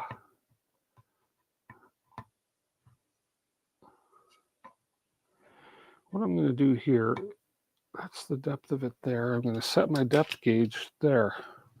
There we go. So now with my depth gauge set on this, I should be able to just go ahead and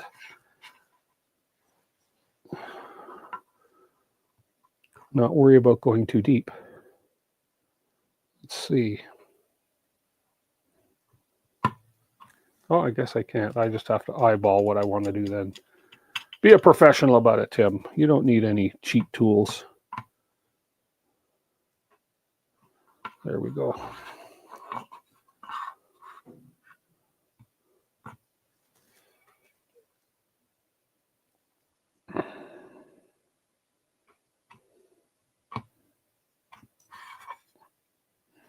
And then 2 in the end. One here. Here, let me move this a little closer. Fortunately, I can play around with this guy. I almost did 80 subs monthly because of off-axis. What's that? Oh, this heat press is, believe it or not, I think I got it on Amazon, or either Amazon or AliExpress. Little kit. It's not bad. It's nice and stable. This one's a countersunk heat sink, so I gotta just watch in the hole. Make sure I go deep enough. There we go. So yeah, that one's kind of, that last one was just kind of countersunk here. So there's one, as I say, we may as well just do these all while we have the, because all the instructions are just going to tell me, I guarantee, repeat the process for all 3 extruders. Possibly. But it makes sense that they're all going to be same heat set and playing. Well, technically for any printer, but the standard CW2 extruder, if not mistaken. Okay. Yeah, I guess that makes sense. But with Clipper, right? Like, I think this thing is it's you got to put some code into Clipper or something to make it work. That's the part I'm dreading. Is the software. That's where I'll be crying to Tor for help. I get confused sometimes on the software stuff. But apparently there's great instructions for it, so should be fine. This one's got to go a little deeper.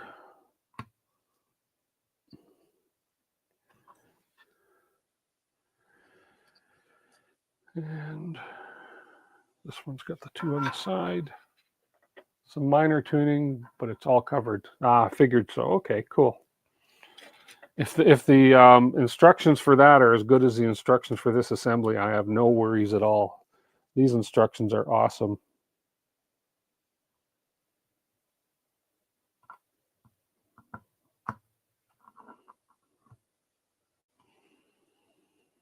Mm-hmm.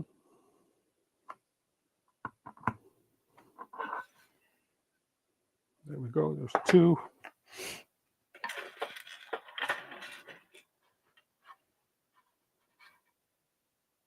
SSH and copy and install script. That's it. Okay, cool. I'm looking forward to getting multicolors off my 2.4. It's exciting.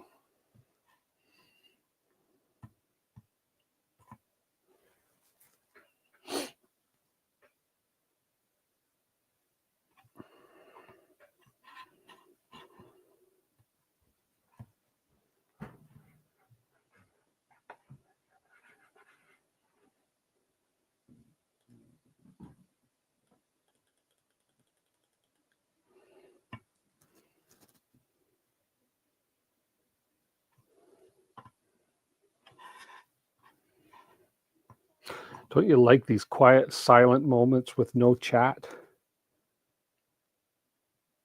Am I the only one that holds his breath when he's pushing these heat insets into? What's the user? Can you Discord? Oh, I see. Okay. There you go. Dun, dun, dun. Yeah, that's why sometimes it's nice to have a little bit of background music, but when there's these silent moments, but we're okay. I'm not usually one for a lack of words, but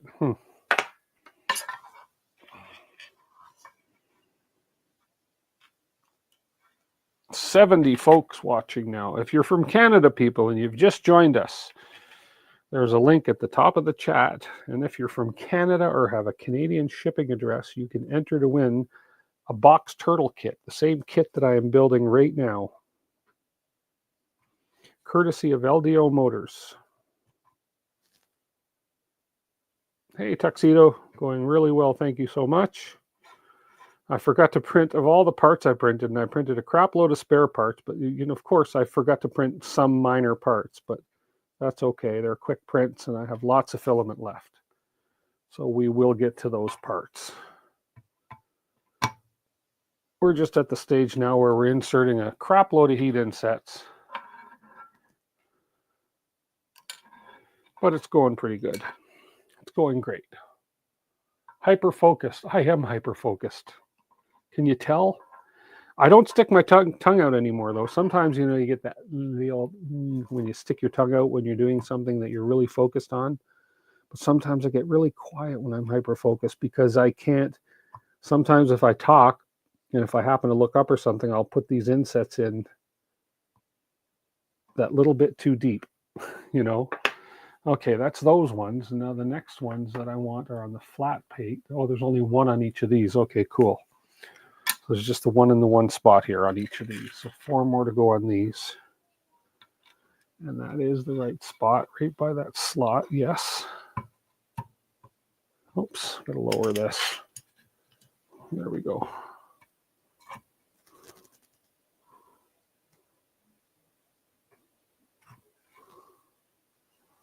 There we go.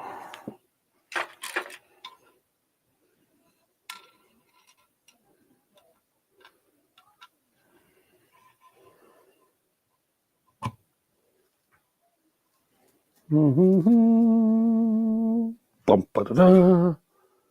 Perfect. 2 more to go. I don't know how much the kits are. Somebody on chat might know. This kit was sent to me courtesy of LDO. I don't know how much they are though. Because I've not seen them in any Canadian online stores yet. But I'm sure somebody on chat. Tor might know. Tor paid for his. Tor will know how much the kits are.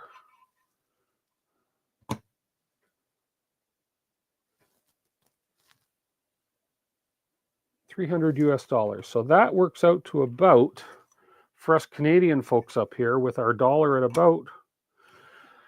So you're going to take that and you're going to go, so we're about $500, $550 for this kit then.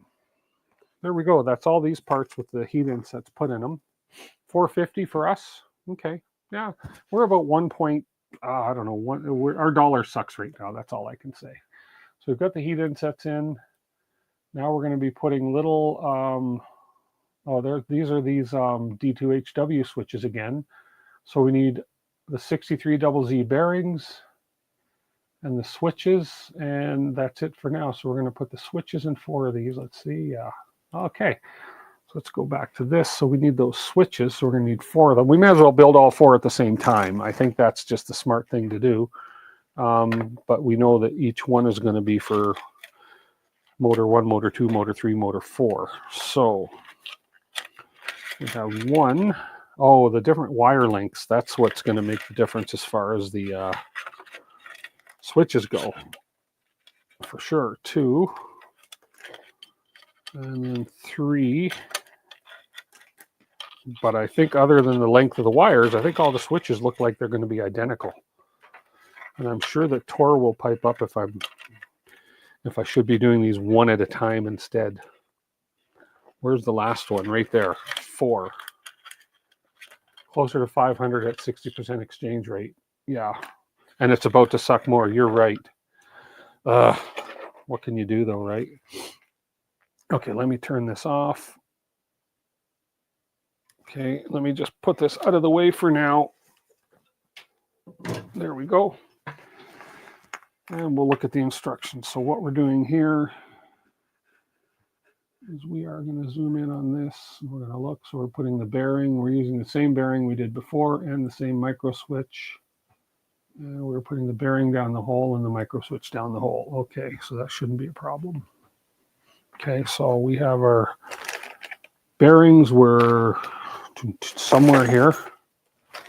Let's just see, where did I put the bearings?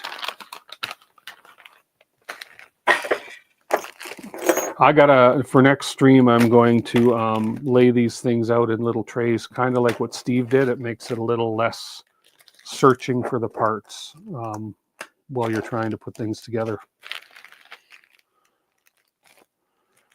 Because that's, and anybody who's watched any of my builds, you know that this is one of my weaknesses, is finding parts in the bags. But those little bearings I know are here because we use some. Where did I put the bearings though?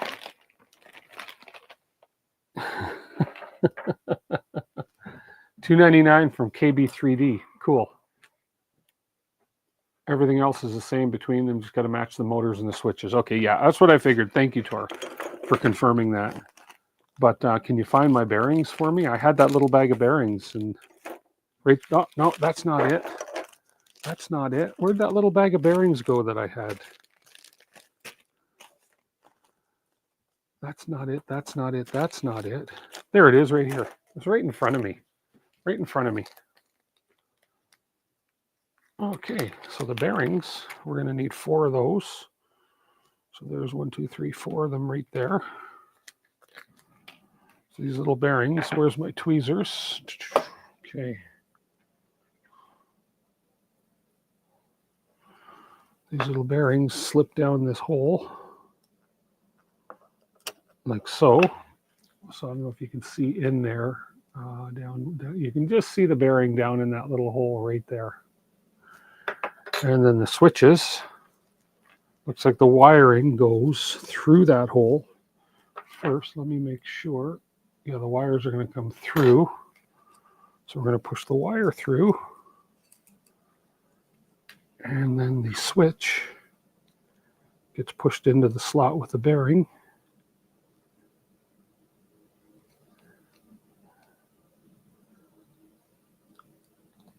Just like so. And we'll pull the wires down, just like that. And I believe that switches in all the way. Yep. There we go. There's the one. Okay. $442.49 Canadian. Okay. Second bearing.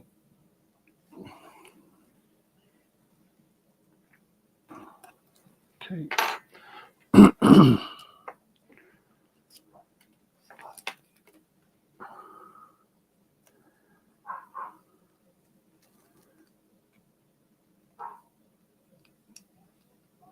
Get that switch at the right angle.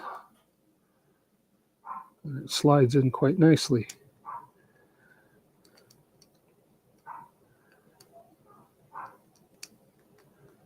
Just like that. I'm just going to use this to push it in. There we go. And we'll pull the wire down. There's number 2. Okay. There we go.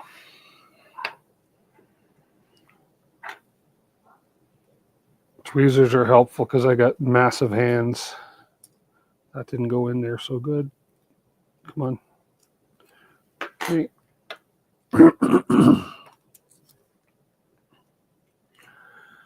Could contact FizeTech. It would be nice to see a stream building something that you normally don't see, like a FizeTech LH Stinger instead of the usual Voron. Hey, yeah, I could. I've not done anything FizeTech before, but I could call them and see. Why not? Absolutely, and I can let them know that people want to see it. So I'm not one of the bigger channels, but I have had things sent to me. Some of the companies out there, like LDO and like Polymaker, support. They work with us smaller channels. So if there's a demand, there's a demand.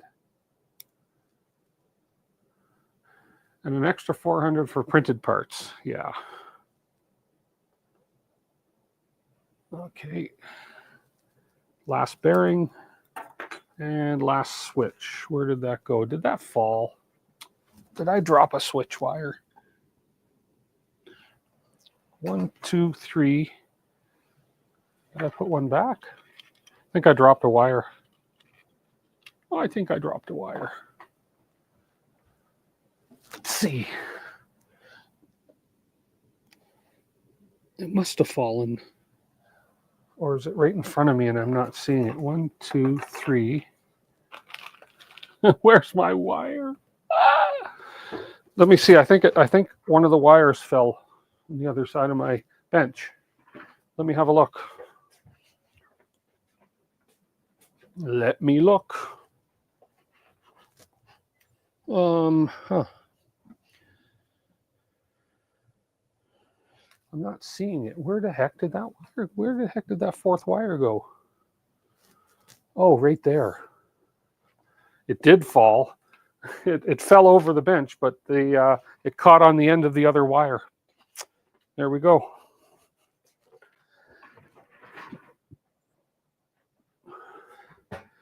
I'm telling you, folks, this live stuff, anything can happen on a live stream, right? Anything. You just never know. There we go. 4 of those done. Okay. Let's see what's next. Where are we at? 7:05. We're going to do another draw in about 10 minutes. So if you are from Canada and you're watching the stream, link at the top of the description. Click that link, enter. If you are interested in winning an LDO Box Turtle Kit like I am building, they're giving one away. So, and that's this kit here. For those of you that haven't seen the box, it is this right here.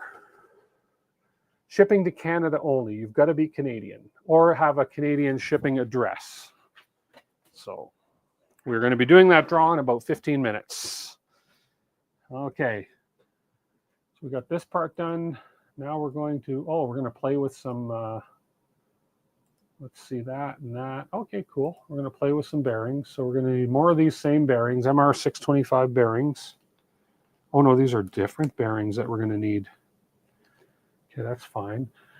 Bearings, spindle, and drive gear. Okay, so let's go ahead and find those parts. So we need MR625 bearings. Let's see, those are magnets. Those are not MR625 bearings. I think it's all going to be in this bag here. Dual drive gear kit. Hey, 3D Experiments. Canuck Labs, guess how many you have of what? Oh, of these? I don't know. I couldn't tell you. Dual drive gear. Oh, these. Oh, okay. They come in their own little kit bag. Well, that is cool. Okay. So they have little kit bags for each one of these here. They're the drive gear kits. Cool. Absolutely zero. Oh, well, there we go. That's why you're here. Okay.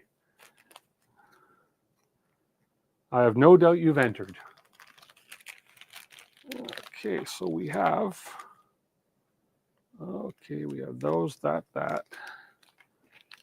And we have our gear, our drive gear, which is here. I just want to make sure this is in fact the right parts. There's the bearings. This might not be the parts I'm looking for. I just want to make sure. I just like to double check that I'm not using the wrong parts, but I believe these are the right parts. So we are just going to confirm by looking over a couple other things here. And no, I'm pretty sure we have the right guys here. Yep. Okay. Everything's going good so far, Armored Turtle. We have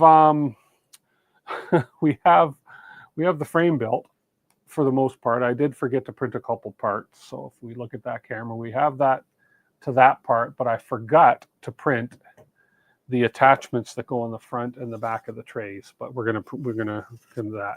So we have the trays all printed. Everything is done nicely, and now we're just working on the drive gears, on the extruders. So I'm just making sure that I have the actual correct parts for these, because these aren't labeled. This is just dual drive gear kit, which I'm sure is what we've got here, is what we're doing the dual drive gear kits on. So there we go. Hey, Jerry, you're back. Look at that. You're not the only ones that used the hammer to install the fittings. There we go. We did. We hammered our fittings, but it worked well. Didn't damage anything.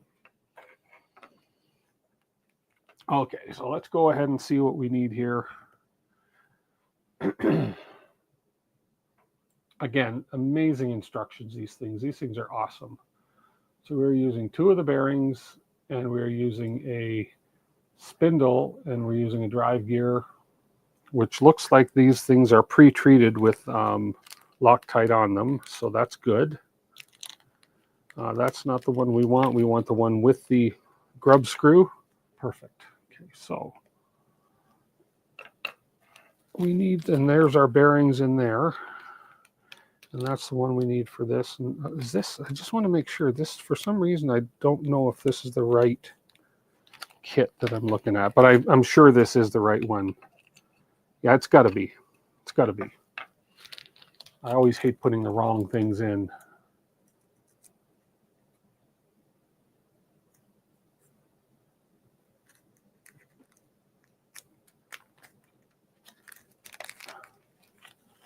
Okay, so let's take these. These things we can put aside for now. We don't need these yet.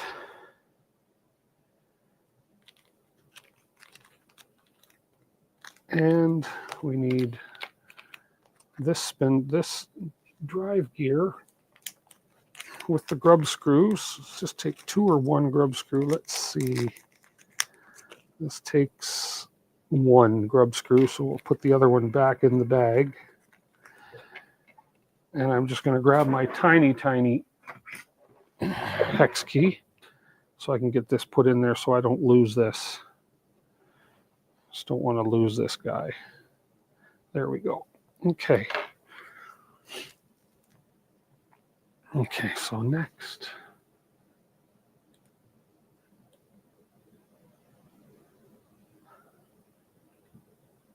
Okay, so it looks like we are going to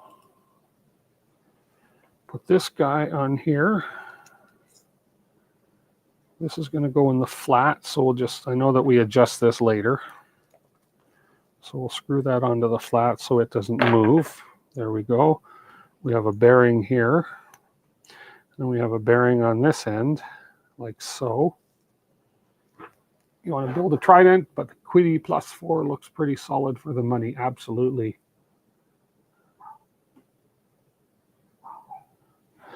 You guys are talking all amongst yourselves. That's great. And then this guy goes in here, and that pushes in so that that bearing sits in the bottom, like so.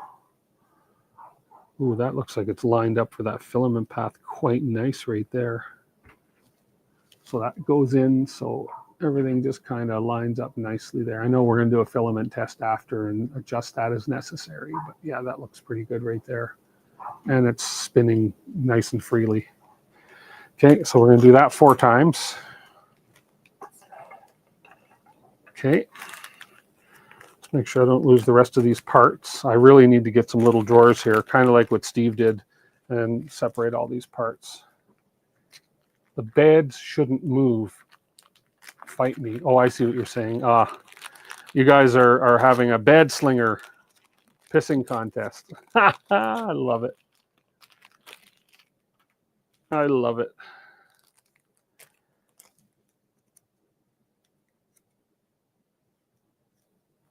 Voron's a fun. Yeah, you know what, Canuck, you're right. Voron, it's great to build. If you're interested in how these things work and you like tinkering and you like getting your hands dirty, not literally speaking, Vorons are great to build. Building the Vorons taught me so much. And they the Trident's bed moves up and down. Yeah, absolutely. The bed moves up and down in the Trident, and the gantry moves up and down in the 2.4. But building these things, it teaches you so much. The main thing it teaches you is patience.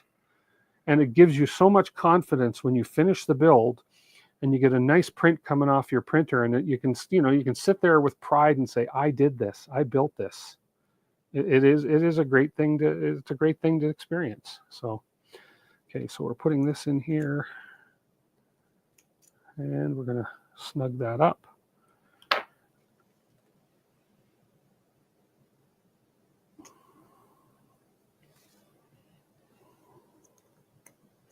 And apparently I started with the hardest build, which was the Voron Zeros. So but I enjoyed them. I enjoy every build I do. And there we go. That's in. That one feels snug. Why does that feel snug? I think because that's going too far down there. So I'm just going to adjust this up there just a little bit.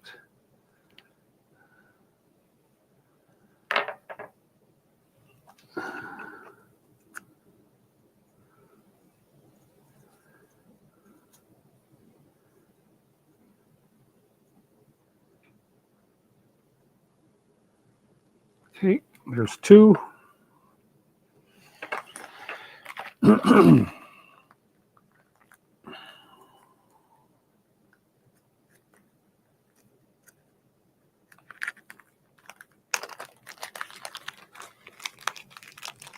Two Voron zeros, two Tridents, two Merc ones, two Ender 3s. I guess I need a Voron 2.4. There you go, you do.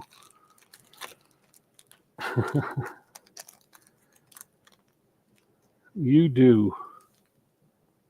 Yeah, whoever wins, I hope you send them a DeWitt sticker to put on it once built to remember who they won it from. Well, that's a great idea. I'll send them a DeWitt sticker, and I'll send them an LDO ruler. And if I have any LDO stickers left, I'll send that as well. Good idea, Jerry. Great idea.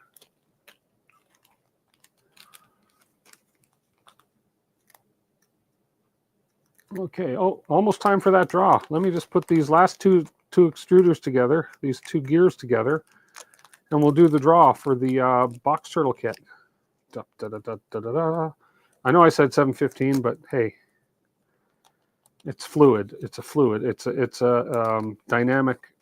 Or no, it's a dynamic time, not a static time. Dynamic, and we're just going to finish these last two pieces here, and we'll do that draw. Okay. Put this on.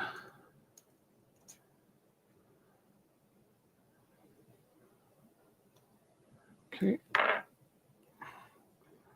Bearing on the end, and a bearing on the end. Get that pushed in there straight.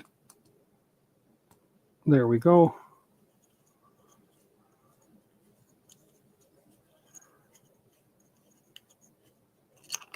Whoops. I want to make sure that is in there good on the bottom.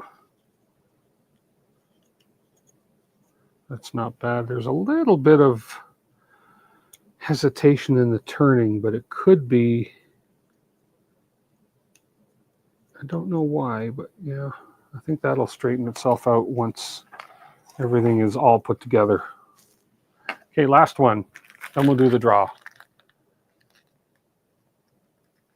Any information, any news on when Canadian distributors might have the box turtle stock? I don't know.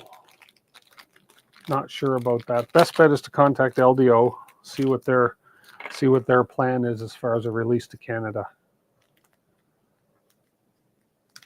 I know all you folks in North America, South America need the love.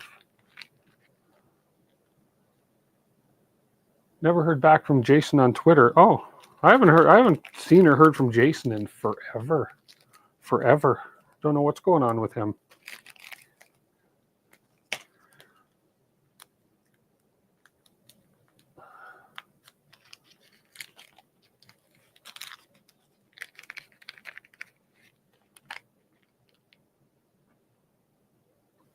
Okay. And where'd that other grub screw go? Did I drop it? Oh, there it is. These things are so tiny. These little grub screws. Oh, don't drop it. My hands are so massive compared to these things. Like these things are tiny, tiny, tiny. So tiny I can't even focus on it.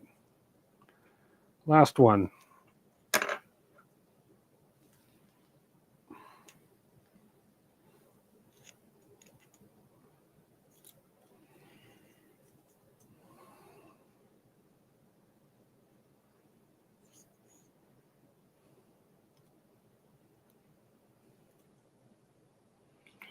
Oh man.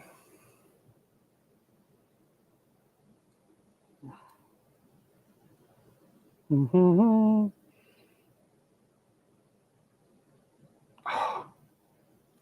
There we go. Finally. Okay.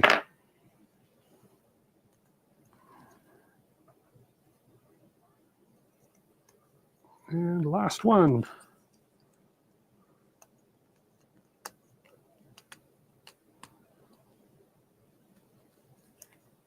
There we go. Last one's in. Cool. There we go. Okay, so we're going to take a break right now, and we're going to draw for the Box Turtle Kit from LDO Motors. Yay, everybody excited? Okay, let's get over here, and let's do the same download we did. Again, be patient with me as I download the forms. We have how many entries, and hopefully they're all Canadian, but we'll see.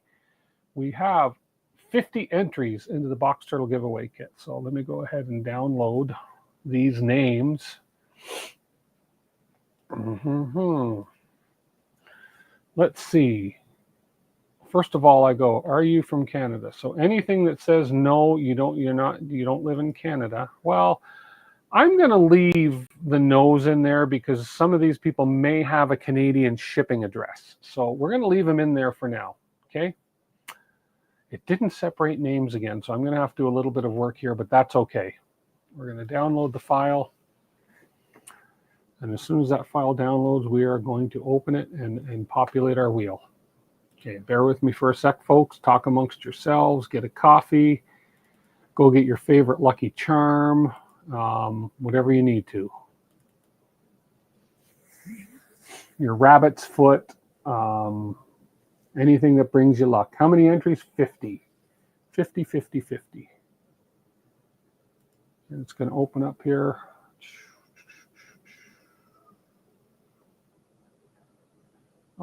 That's not right. What's going on here? Let me shut that off. Let me close that. Come on. Oh, I know why it did. Give me a sec here. Let me check that. There we go. I downloaded the wrong file. Sorry. Got to make sure I download the correct file. 720. There we are. That's the file I need.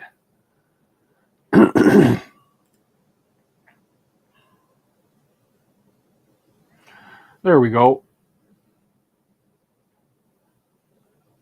Okay, let's see. Let's go ahead and grab the names. And we're going to populate the wheel in a sec here. Okay, copy that.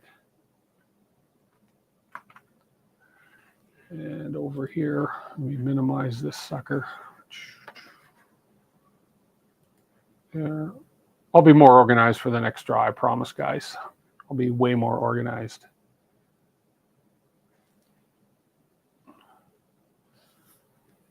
Yeah, 50 is pretty good odds. Very good odds. Okay, so we're just gonna, I have to get rid of some names that I don't want necessarily here because it copied the names and it shouldn't have, and I don't know why it's doing this. It shouldn't be, but that's okay.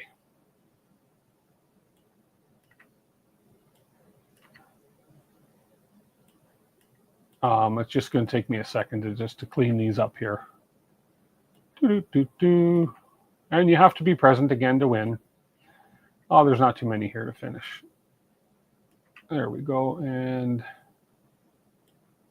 there we go. And again, if you are not or do not have a Canadian mailing address, then you're going to have to bow out. I'm not going to take those off because you may have a Canadian mailing address, even if you live in the US, and that's fine. But you cannot mail it to me. You cannot mail it to me. Okay, I'm going to clean this up for next time I do this because it should have separated those two fields. Definitely better than it did. Okay, and we're almost there. And then I'm going to show you all the names on the list. Just so you know, I'm not doing anything funny behind the scenes. The only reason I'm doing what I'm doing now is because for people's privacy, not necessarily displaying names that are showing up as well as the YouTube names. There we go. Okay, we're almost there. Okay. And 3 more. There we go. There we go. Okay, so we have, there is all the names entered for the giveaway right now. Okay, guys, everybody good luck. Now I need a number between 1 and 6, and I'm going to shuffle that wheel that many times. A number between 1 and 6, I'm going to take the 4th person to give me that number. 1 and 6.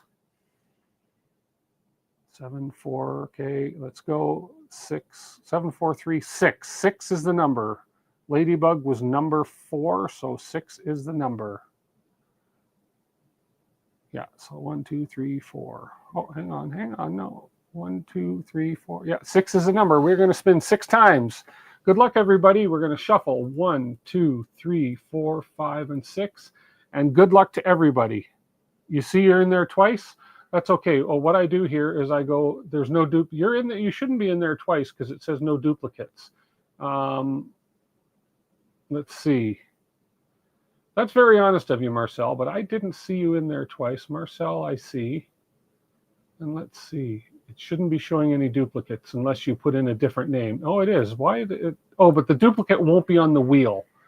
Okay, so even if your name's in there twice, I'll take it out anyways. The duplicate will not be on the wheel because when you go to customize and you tell it display duplicates, it will. If I turn that off, it will not display duplicates. But thank you, Marcel, for saying that. I appreciate that. Okay. Oh, and Cliff is in there as well twice? Did you enter twice? That's the question.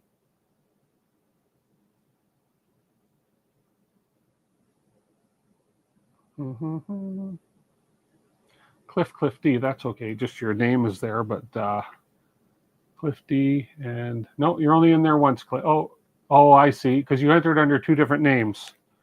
Okay, there we go. Okay, you can't be entering under 2 different names. You did Cliff Douglas can go. Yeah, okay, there we go. So that's okay. In future drawings, guys, I am going to make that so that you can only enter once. I forgot to turn that switch on the entry form, and my bad, and I apologize. I appreciate everybody's honesty. That's great. That's great. Okay, so let's go ahead and do this. We did the 6 spin. We'll do the 6 again. 1, 2, 3, 4, 5, 6, and here we go. We're going to do the draw. Good luck to everybody. Good luck to everybody. And the lucky winner is, you got to be in chat and you got to have a Canadian mailing address. Who's it going to be? Who's it going to be? Oh, it's coming. It's so close. It's so close. It's so close. Oh, is it going to be? Is it going to be one more? Oh, it is. Tempest Merendi. Tempest Merendi. Are you in chat? And do you have a Canadian mailing address? Tempest Merendi.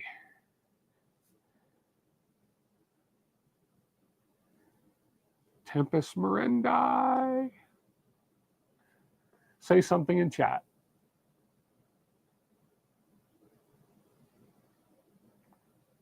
And you do have a Canadian, you are Canadian and have a Canadian mailing address? Yes, good. Congratulations. Congratulations. I'm going to pass your information. I'll email you tomorrow and I will get your full address and information, and I will pass your information on to LDO, and they will be sending you out the Box Turtle Kit. Congratulations. Well done. Well done. That's awesome.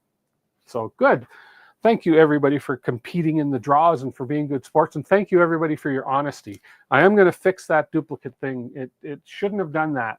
It's obviously a button I didn't click.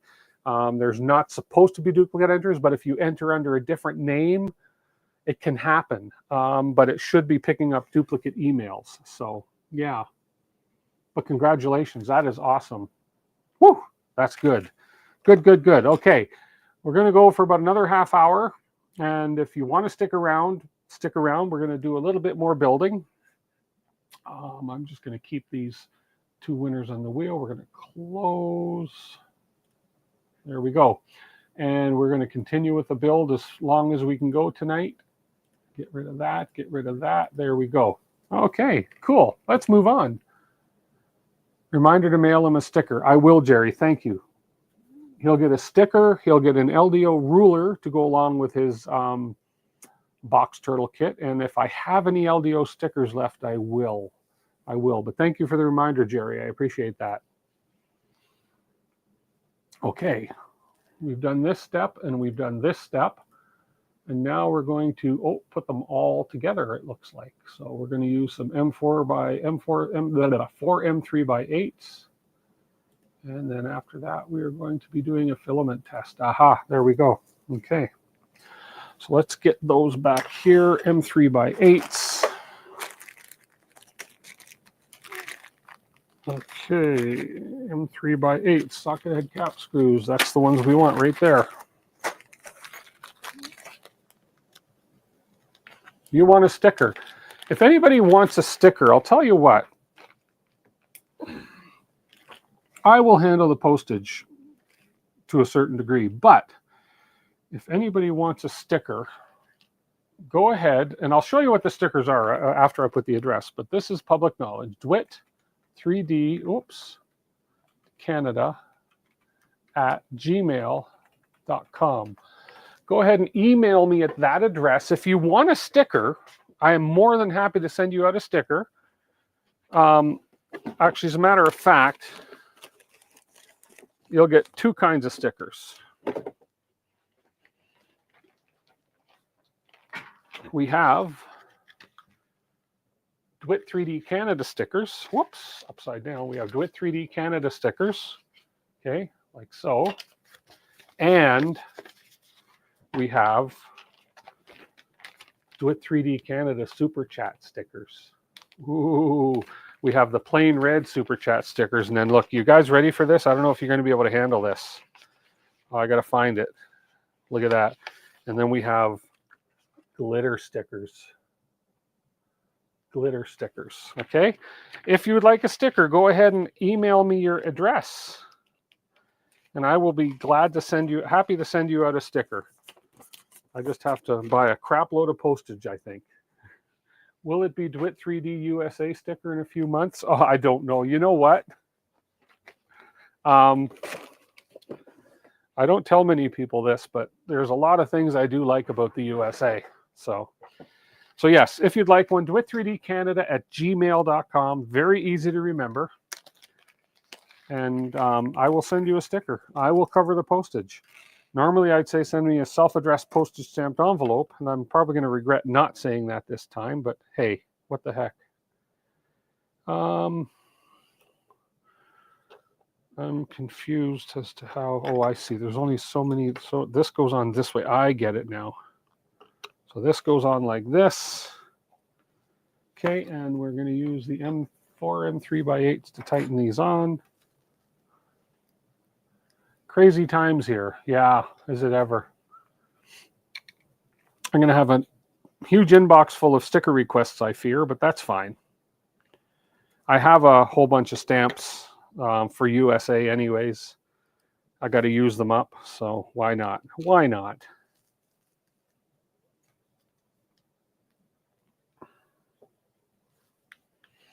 Now, just for those that don't know, I do make my own stickers, so my full-time business, my full-time gig is printing and signs and stickers, and I do that for a living basically. So it's not like I'm giving a whole crap load of stickers away. And then this bottom one, okay, now this one here, so the three top ones are in. It's this bottom one here. That's interesting because what does that one actually do? That goes into that countersunk thread, which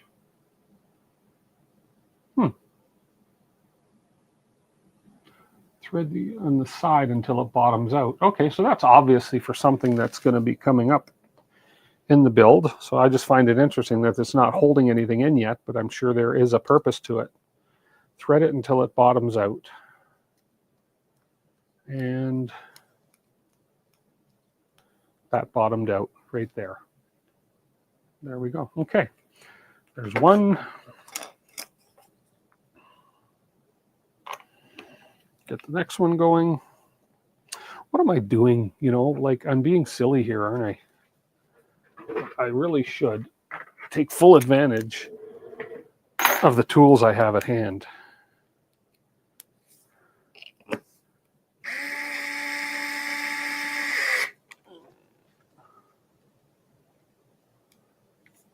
If you want to build a Voron, what's a good kit to get? Well, I'm biased. I like the LDO kits because of the pre-wired. The pre-wiring is all done for you. They give you everything you could possibly need. So I'm a fan of the LDO kits, but that's the only kits I've ever built. So I could be a little biased that way. But there's a lot of kits out there for the Vorons. Okay, here's number 2. He was down here earlier, Jerry. I think you might have missed him. He came down here earlier and did his whole spiel. You might have just missed him.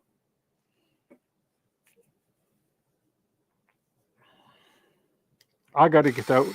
I really got to get out to one of those events, you know.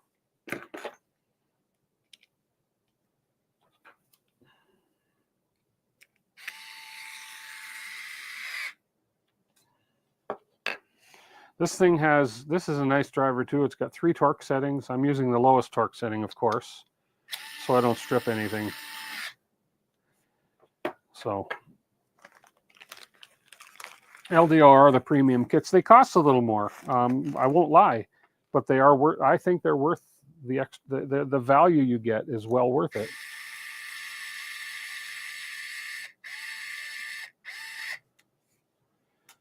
Okay, one more to go.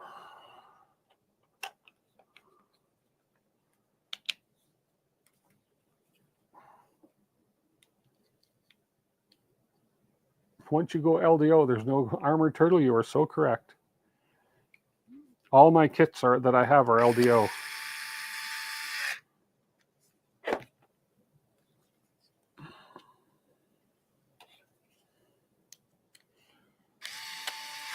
I've yet to upgrade one of my. I upgraded the 1.0.1 to the Barbie Trident, or Tri-Zero, sorry. And I've yet to upgrade my other 0.1 to the 0.2. I do have the kits, but I have not done the actual upgrade yet. Where is the side? There we are. I couldn't find this last hole. Whoops.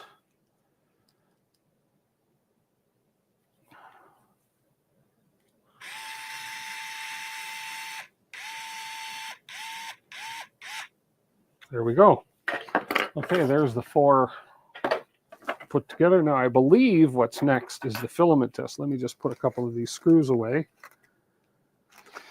Okay, so I believe the next step, so we've done this, we've got this part done here, and now we're moving on to insert a piece of filament, ensure that the drive gear is aligned appropriately, secure the grub screw. Note, this is time to use Loctite if it was not pre-applied to the grub screw. Check that the filament sensors make an audible click sound as the filament is inserted through it. Okay. So a small piece of filament. Let's see. I think I have just the end of a roll here that I tossed out just recently. So I think I can muster a small piece of filament off of this.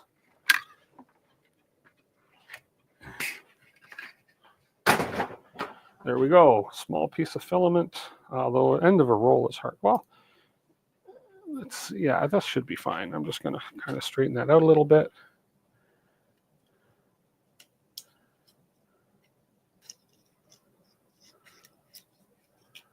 Okay, this one is lined up. You can, oops, wrong camera. You can kind of see inside. Oh, where? My Stream Deck just, there we go. There we go. So you can see inside there that one is nicely lined up with the gear, and I'm listening for that click now. Yeah. Now you can't, I don't know if you can hear that on my mic. There is an audible click there. Yeah, so there we go. So this one is good. So I'm going to actually, if I can move this gear, and grab that grub screw wherever it is. There it is. And we're going to snug that grub screw up. Not that one. Where is the little guy? This one. There we go.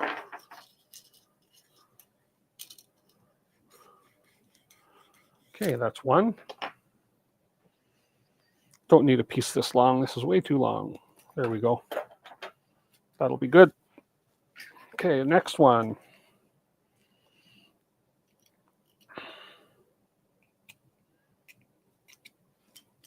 Okay, I can hear the click.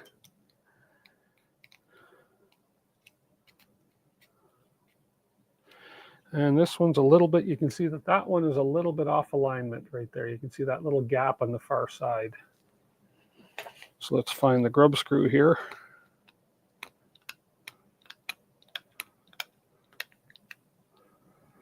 And let's move that over a little bit, although I don't think there's any room for movement there. Oh, there was a little bit. Oh, there we go. That's better. Right there, you can see that that's lined up, and you can hear that click. Maybe you can, maybe you can't, but I can hear the click. Okay, so did I tighten that grub screw down? I did. Third one.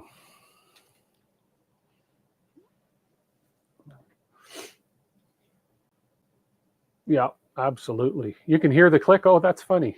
That's cool. I put it right up to the microphone, so. Okay, this grub screw needs a little adjusting. Again, you can see that one is not quite lined up there. So we'll just take this. Oh, there's not much room for movement on that.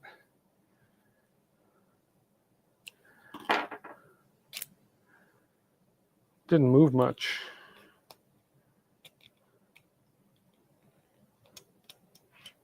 And then the click. That's tight though. That is really tight. I got to figure out why.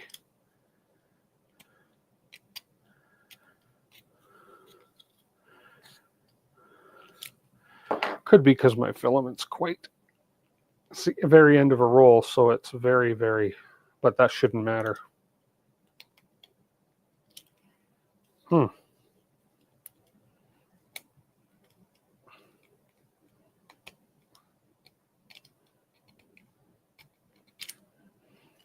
See what's going on here.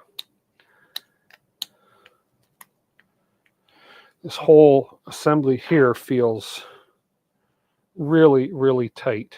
Let's see what's going on. Let's take this apart and see what's going on there. Actually, let's move on to this one first and see. Then we'll take that other one apart and see what's going on.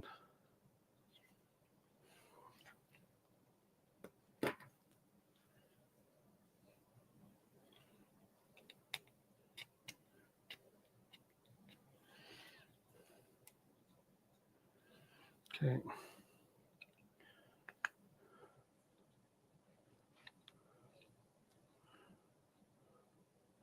This one didn't allow a lot of movement either. And again, that's very tight. Okay, let's see what's going on with these two. They seem like there's something binding, and I'm wondering if this bearing is not in there far enough. It seems like something's that's extremely tight to move, and it shouldn't be that tight. So let's take this cover off and see what's going on.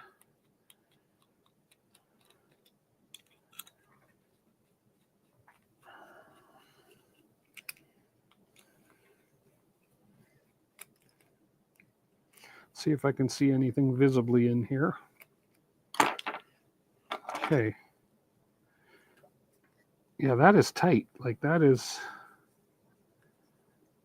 binding. Let's see.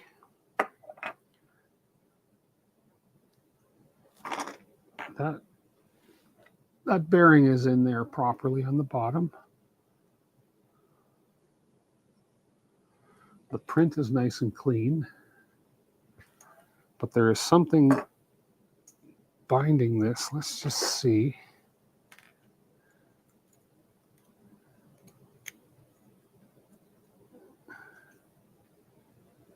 What's going on here? Okay, there's a little bit of, so this is not allowing the gear to go right to the bottom out on the plastic. that little bit of movement would make a big difference. And I think, it's hard to see, but just on the very bottom of that gear where the plastic meets the black, you can see there's almost like a little ring of plastic there that's preventing that gear from going down anymore. So I wonder if that's something I have to scrape off of there. It's definitely preventing that from sitting down further. So I'm going to see if it's just maybe a piece of injection molded plastic that got kind of stuck there. Almost like elephant's foot type thing.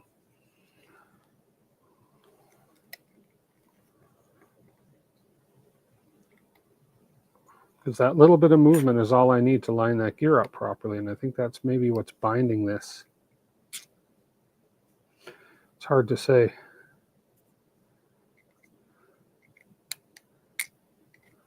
Because there's no movement. I have no movement to align that gear. Turtle foot. Yeah, mold flat. That's exactly what I think it is. Turtle foot, though. I like that instead of elephant foot. So let's just see if I can clean that off of there.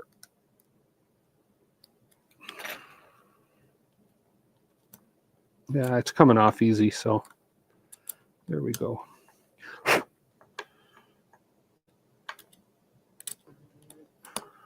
See, that's the thing I like about the building too, is that it doesn't, none of my builds have gone 100% perfect. You run into some little things that can either make you or break you. Like if you let things frustrate you too much, then maybe it's not for you. But little things like this, it's like, okay, then you put your MacGyver hat on and you figure, okay, how can I fix this? That's the beauty of this whole hobby, is that there's always a fix for something. Okay, let's see what that did. That's a little better. That sits down there just a little, not quite as much of a gap down there. There's still a little bit of a gap, but not nearly as much. I'm going to see if that makes a difference. Let's put that on there. We'll bottom that out. We'll tighten this up. I don't need to worry about that bearing for now, but let's try this and see. Yeah, that's not binding as much now. It's just moving that out that little bit made a big difference. But I'm still not convinced that that filament path is going to work so well. But let's just see before I put that cover back on. Oh yeah, that works better. So now you can see the filament path compared to before. It's much more reasonable. And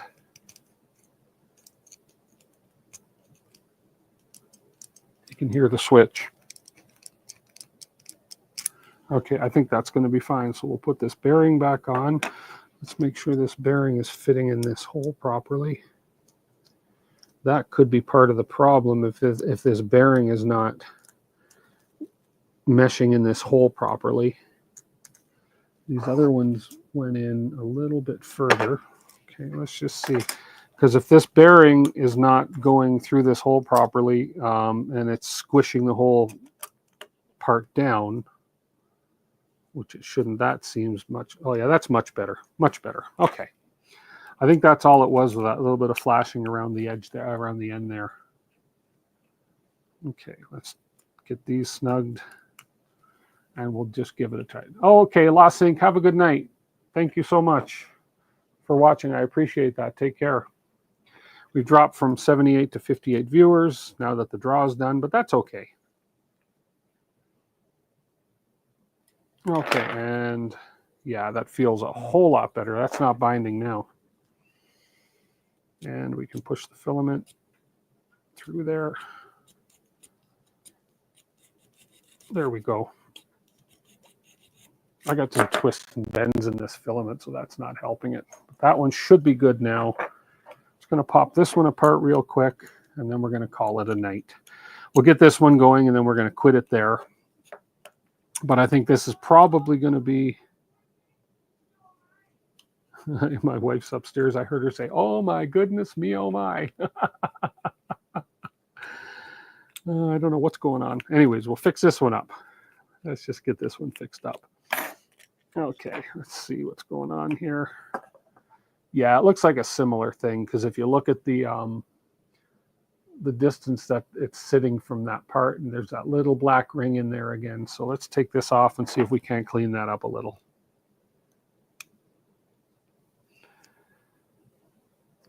Okay. Yeah, definitely. You can definitely see it. I don't know how well you'll see it on this camera, but you can definitely see that little bit of a black ring around the bottom there.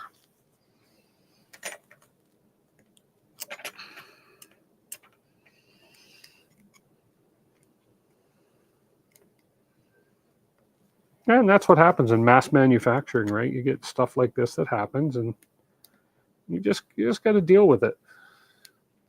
I would not, if I was giving a review on this, like reviewing this would not be a negative part in my review, because this is just part of the manufacturing process. Some people would say, oh, well, it's a piece of crap. They did, this didn't fit, that didn't fit. Well, no. It's just a piece of manufacturing process, and you know what? You just got to deal with it, clean it up, clean it off. It's no different than making a 3D print and then having to clean it up after from all your support material. This stuff's coming off real easy on this one. I'm jabbering on about nothing, aren't I? There we go. One more piece here. There we go. Got it all off. More a QA issue. Yeah, that's true. BT production started to wear their molds out. Yeah, that's all right. But it's a simple fix.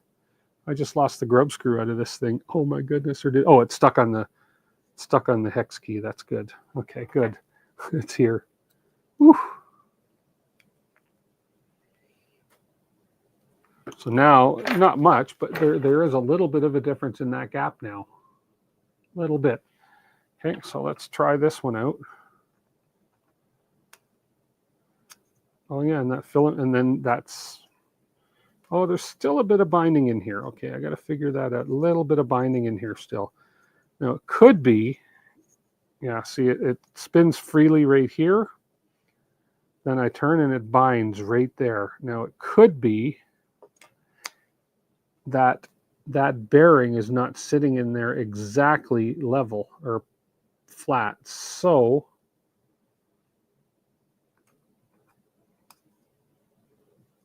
I wonder if that'll go in further. No. There's something just not quite right. Oh, it's better. It's better than it was.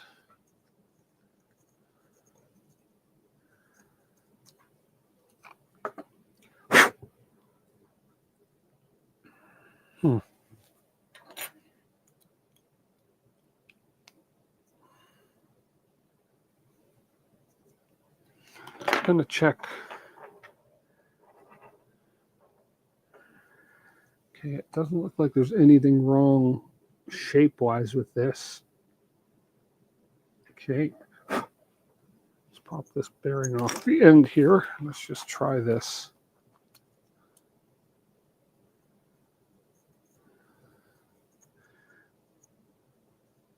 Yeah, I think I'm gonna try and pop this bearing out of this side and replace that bearing. If I can get that bearing out, that might be hard. Worst case scenario, I got to reprint one of these parts, because I think this bearing is binding. If I actually just put this bearing in here, hold it. Yeah, see, this is turning freely. It's not the part. I have a feeling that the bearing inside here is binding for some reason. It's not, because when I put it in, it goes in the bearing fine, but then there's just a point there where it sticks. Right there. Yeah. So I have a feeling I need to replace the bearing. Yeah. Yeah, this gear set allows like that. You can see that it's not perfectly aligned right there. You can see it's a little bit high, but I can't adjust that anymore. That I cannot adjust that gear down any more than that. It'll work, but as I say, this is binding a little bit in here, so I have to have a look at this one before I go too far. because you don't, last thing you want to do is have any little binding there and then you end up burning the motors out on it or something. So yeah, so that's fine. I don't know if there's any spare of these little bearings there, but I think I have some from some other builds I've done. I think I have some of these bearings around. So yeah. Do I have shims? I can use little washers as shims. I could always put a shim under the bearing. That's true. If it's possible, like once that bearing is set in here, once that bearing is set in there in the bottom, that might be difficult to get out without killing the bearing, which I think there's an issue with the bearing anyways. But then, yeah, I could actually put a little shim in underneath the bearing to raise it up that little bit where I can have more adjustable play on that gear. So that's probably maybe something I'll look at. The rest of these seem to be okay. This one's spinning fine. Yeah, the rest of these seem to be doing just fine. Let's just see this one. That could use a little more adjustment too. If you look inside this one as well, you can see that it's a little bit high, but yet it's bottomed out on the shaft. So maybe a shim in that one as well. Maybe just need to find that overbearing. Oh, that's good. Yeah, it's good. Look at that. So yeah, so definitely that one could use a bit of adjustment too. So yeah, that's a little project to work on then. I'll try and find some shims. They got to be specific sizes. Now this kit comes with, I could probably use, let's see. This kit came with these little M3 washers. And if there's any spares, I could pop one of them in under the bearing, and that would give me that little bit of movement, which might make a difference. I'll check the spare parts bag and see if there's any spare of those, but I do have some M3 washers that should fit under those bearings. So maybe that's the way to work it. Because yeah, I'd like to see those. I'd like to see that a little more precision lined. Those are too thick. Or I could buy an assortment of shims. I'm sure they wouldn't be too expensive on Amazon. So we'll see what I can find. I'll see what I can find this week. Okay, perfect. Thank you everybody for being here. I want to especially thank Creative Bear 3D for the $13.99 super chat and Ladybug for the $2 super chat. I really appreciate that, guys. We'll be back next Sunday to continue this build. I'll try and get some shims in the meantime. And congratulations again to Andy Visley for winning the role of Polymaker Filament, and to Tempest Merendai for winning the Box Turtle Kit from LDO Motors. Congratulations to both you, all you guys, for everybody. And thank you very much again, everybody. And I will see everybody next Sunday night, same time, 5 o'clock Mountain Standard Time, and we'll continue this build. And I will print those extra parts so I can get that box put together. So everybody have a wonderful week. And until next time, if you haven't subscribed, please do. I appreciate that. And thank you very much. Everybody have a great week, and we'll see you next Sunday. Bye for now.